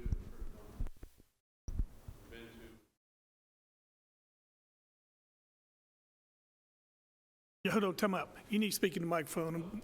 Nobody's been able to hear you. Yeah, so just, we've been through IDB and approved on IDB. I don't believe we have, do we have another step at IDB? No, so we've gone through IDB. We've met with property management. We're here today to meet with you guys with the hope, and then go to budget, and then commission meeting on the 16th. Yep. The city's already approved their portion for the TIF, so that's. All right, is there any questions? Mr. Chairman, it would probably be wise if you got the financial experts up here to describe what a TIF is, why it exists, and why it's important that this project be included in that process. And I think they could also give you the payback information. If I'm not mistaken, it was 6 to 1. But that's what I remember out of property management. But a TIF is. Well, I see a lot of finance and lawyers, so I'm sure we can find somebody.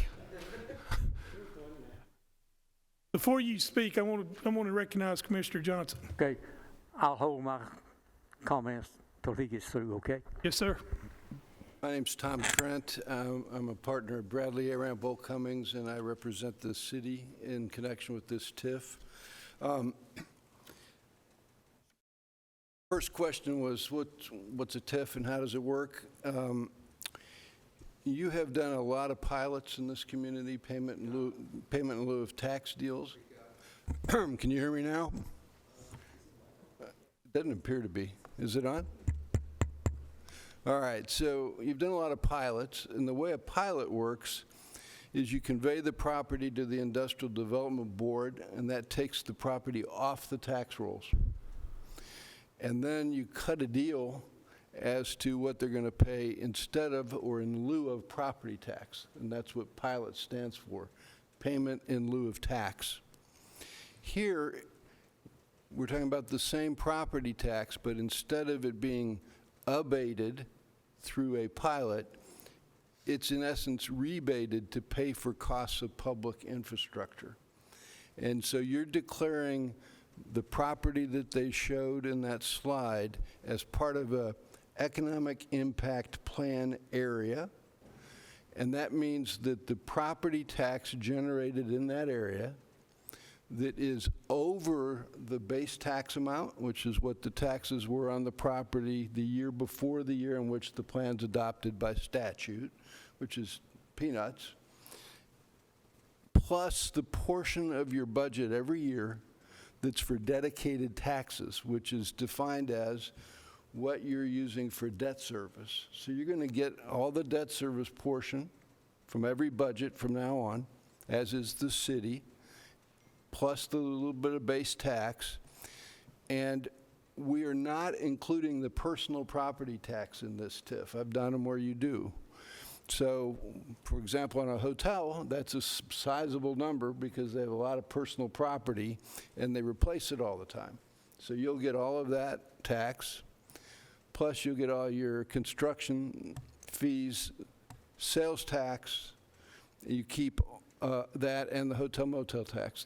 This TIF does not include any of those TIFs, those taxes. It just includes the incremental increase in property tax in the plan area. The nice thing about a TIF, several nice things, and the reason a lot of communities are doing these now is because it in essence helps you get the public infrastructure put in, which includes the parking garages, by definition in the statute, without you being responsible for it at all. It is you don't need a technical clawback like on a pilot, because if you have a pilot, you take it off the tax roll, and if they don't do what they say they're going to do, or the numbers end up being different than anticipated, you have to have an agreement as to what happens, right? Because you want to get it back. Here, if something goes wrong, the worst thing that happens is they're out the money. You're not. Everything's non-recourse to the city, the county, and the IDB. And so what you get out of it is whatever infrastructure gets built, whatever parking garages get built, and if it ends up not being assessed as high as they had anticipated, they're responsible for the shortfall. So these are naturally performing incentives, and that's why you're seeing a lot of them now. Secondly, the sales tax generated from these mixed-use ones, there are some TIFs you can do that include sales tax now. They didn't used to be. This one is not one of those. So you keep all the sales tax. So in answer to your question, you can't really calculate the cost-benefit analysis the same way as a pilot, because with the pilot, it's just that one lot, and here it's a plan area that includes multiple properties owned by lots of different people. And the reason that works is because everybody in the plan area pays the tax they otherwise would have paid. And the tax collector divides it up in accordance with the formula I just listed. The other thing we have in here is the law does permit that the annual cost of taking care of the TIF can be, it's called an administrative fee, can be retained by the community. And so we have 1% of all the incremental increase also going towards the admin fee. And that way you're not going to be out of pocket even for that. So this is a classic TIF for an urban type redevelopment, but you didn't have to have, you don't have to have blight technically for this kind of TIF, unlike a housing authority TIF.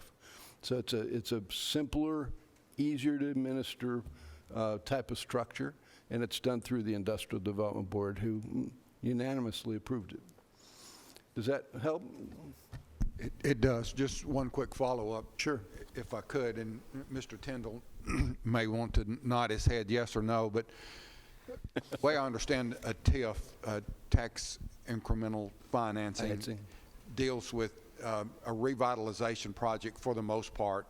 And in my mind, this fits a TIF perfectly 100%. Yes, sir. Of a revitalization project of the Murfreesboro downtown area. And there's been a lot of talk about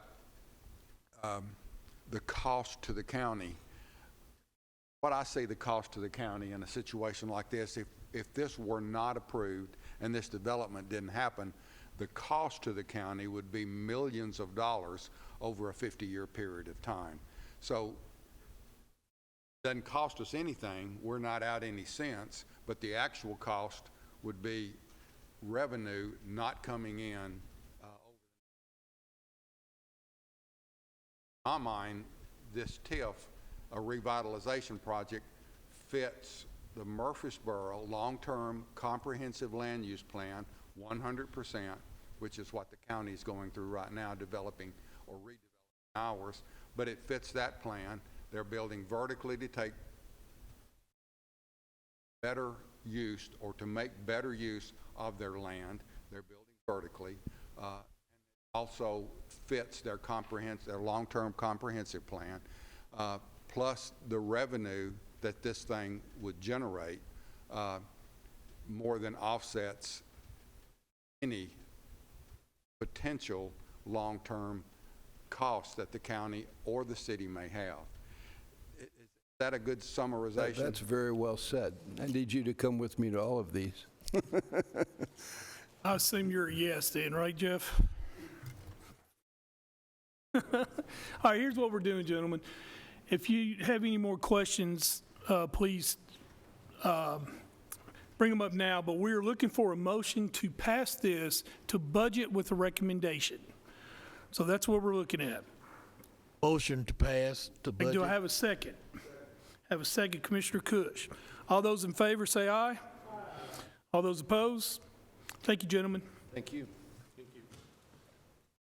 Sonia, come up if you're here. She might already left.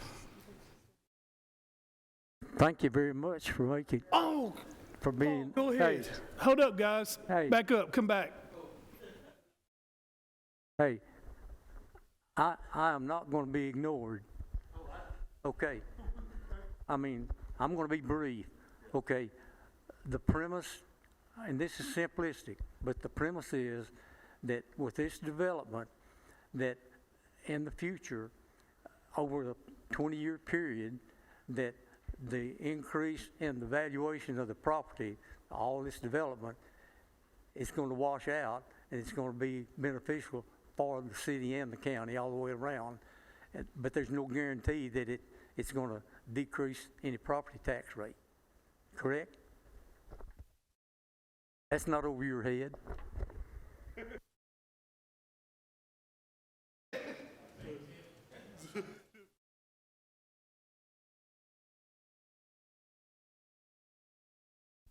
Not going to decrease property taxes on properties around it? Is that what you mean?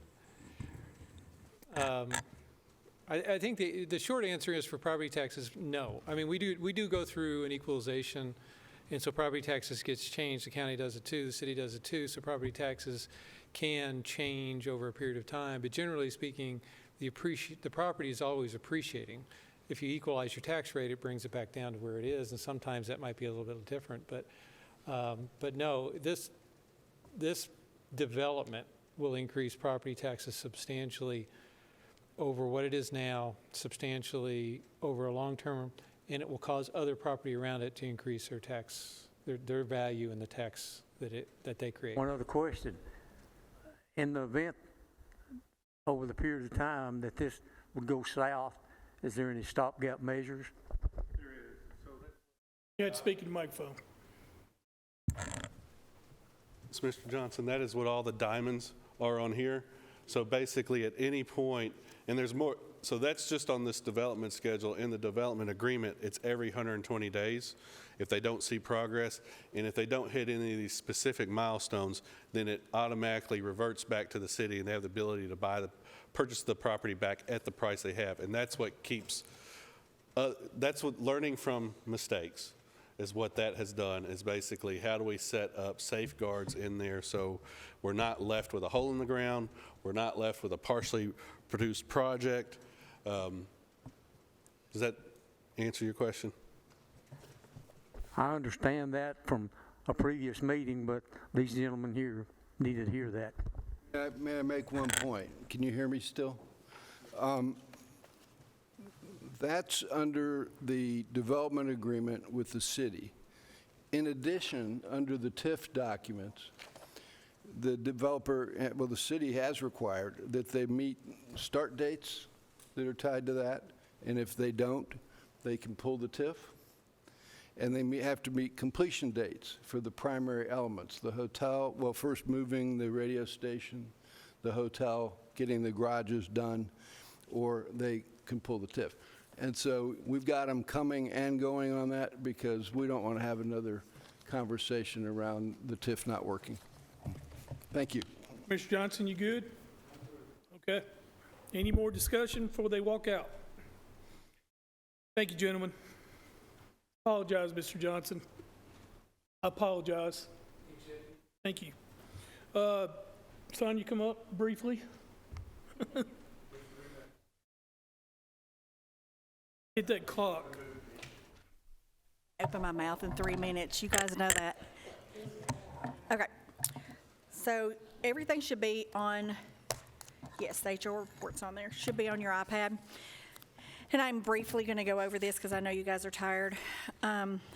So the big items that I'll look at, we've already got some numbers on here for November. Those are just items that are already in. It's not reflected, but the biggest items on here, The personnel changes that we had 12 promotions during the month, 5 transfers, some to other departments and some to other positions. And we had 6 military applications and 7 public service loan forgiveness agreements that went out. Under benefits, the biggest thing was we did 12 TCRS retirement applications, and some of them are estimates for people who are considering retirement. If you look at the leave, let me get to the right page. Leave, we have 95 active cases of FMLA requests currently, and we have 24 cases of military leave. Those are our big numbers under the leaves. The next large is offboarding and turnover. We had 22 resignations during the month, and with that came 22 exit interviews. Onboarding, we had conducted 126 salary evaluations. Those are for individuals who are either going to get a promotion or departments are considering hiring, and they've done those. We had 30 new hires for the month. Under recruitment, we had 937 was the total. The biggest number being we received 401 applications during the month. We had 90 declination letters, and we had 43 interviews. Under reports and surveys, the biggest item there is we had 374 records requests. So for the year, we're at 3,152 records requests out of our department, and we had we had 80 Title VI requests. For the year, we've had 1,400 Title VI requests coming through the department, and we've conducted year-to-date 280 background checks, and those are some of the biggest numbers that we have for that.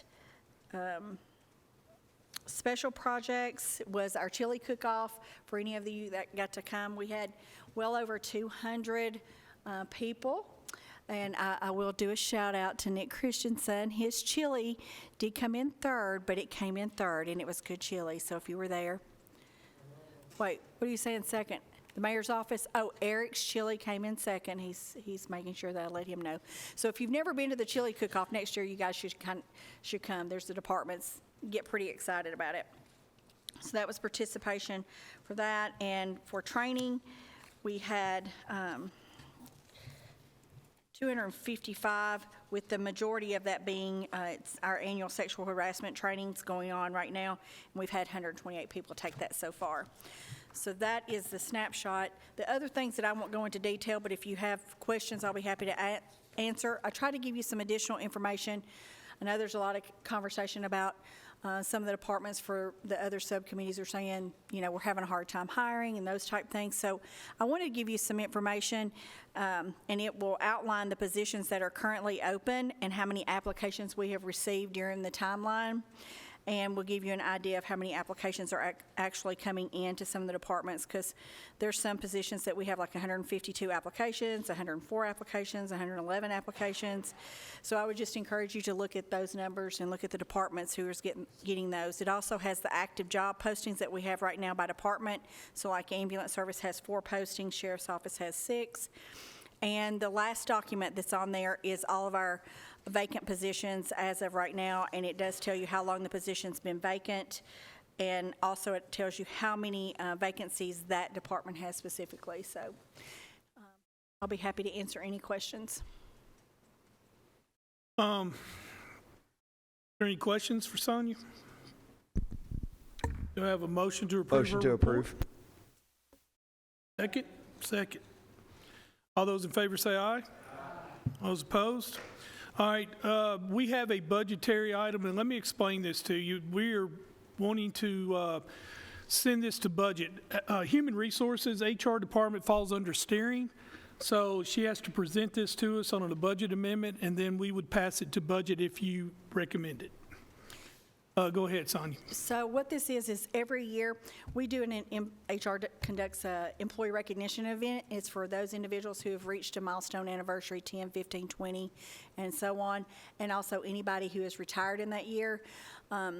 Just like everything else, costs have gone up, and Historically, we have had somebody to sponsor this event, but because of the cost going up, the sponsorship is not cover the cost this year, and so I am needing some additional money. I really try to do this without taxpayer dollars to recognize our employees, but I need $1,212. Wait, let me make sure I give you the right amount. Just to cover. Last year I had to have $1,200. I'd need 3,000. Wait a minute. I'm losing my.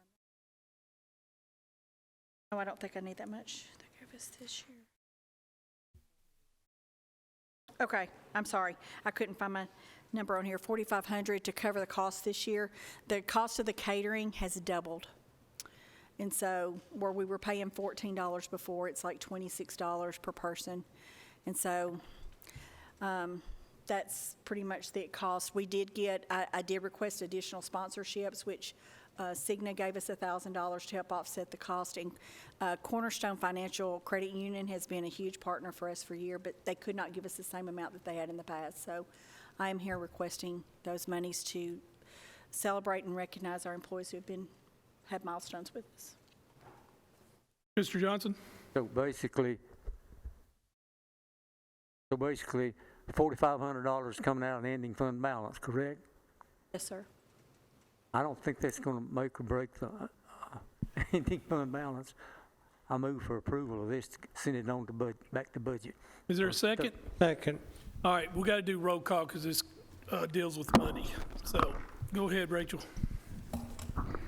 Mr. Cush? Aye. Mr. Beverly? Yes. Mr. McAdoo? Yes. Mr. Rather? Yes. Mr. Johnson? Yes. Mr. Reed? Yes. Chairman Harris? Yes. Motion passes. Thank you, Sonia. Anything else, Sonia? First of all, thank you for staying here for this marathon. We appreciate it. It's tough at the end, but good job. It was very interesting. It was interesting to me, so interesting. I would ask, of course, I can talk about my own medical information. I'm having surgery tomorrow, so any of your prayers are appreciated for a speedy recovery. I hopefully will be back really soon. So anyways, thank you. Thank you, Sonia. All right, Commissioners, we have a litigation list on your iPads. Take a look at it. Is there any questions on these? Seeing none, is there any other business? Gentlemen? Mr. Chairman, there was an item. Yes. Item number 12 was a wheel tax discussion. Let me just kind of clarify that if I could. During the budget process last year, at very late in the process, a couple of budget members introduced alternative taxes. One was an increase in the wheel tax. The other was the implementation of a fire tax. Public safety is looking into what a fire tax would look like. Once again, not supporting, okay, but looking what that might look like. The wheel tax discussion should probably take place in this committee, and I would just suggest that our county clerk attend next month's meeting and describe what that process would look like. Yeah, and Jeff, I had talked to the county clerk to have her come this month, and she was unable to, but I believe I've asked her that we could get a counties supporting counties around us to get their wheel tax and to make sure you have that number, and we'll put you first on the agenda next month. And I want to apologize, I ain't on my game tonight. It's a long night, and you guys did a great job. Appreciate it. And all y'all are wait a minute.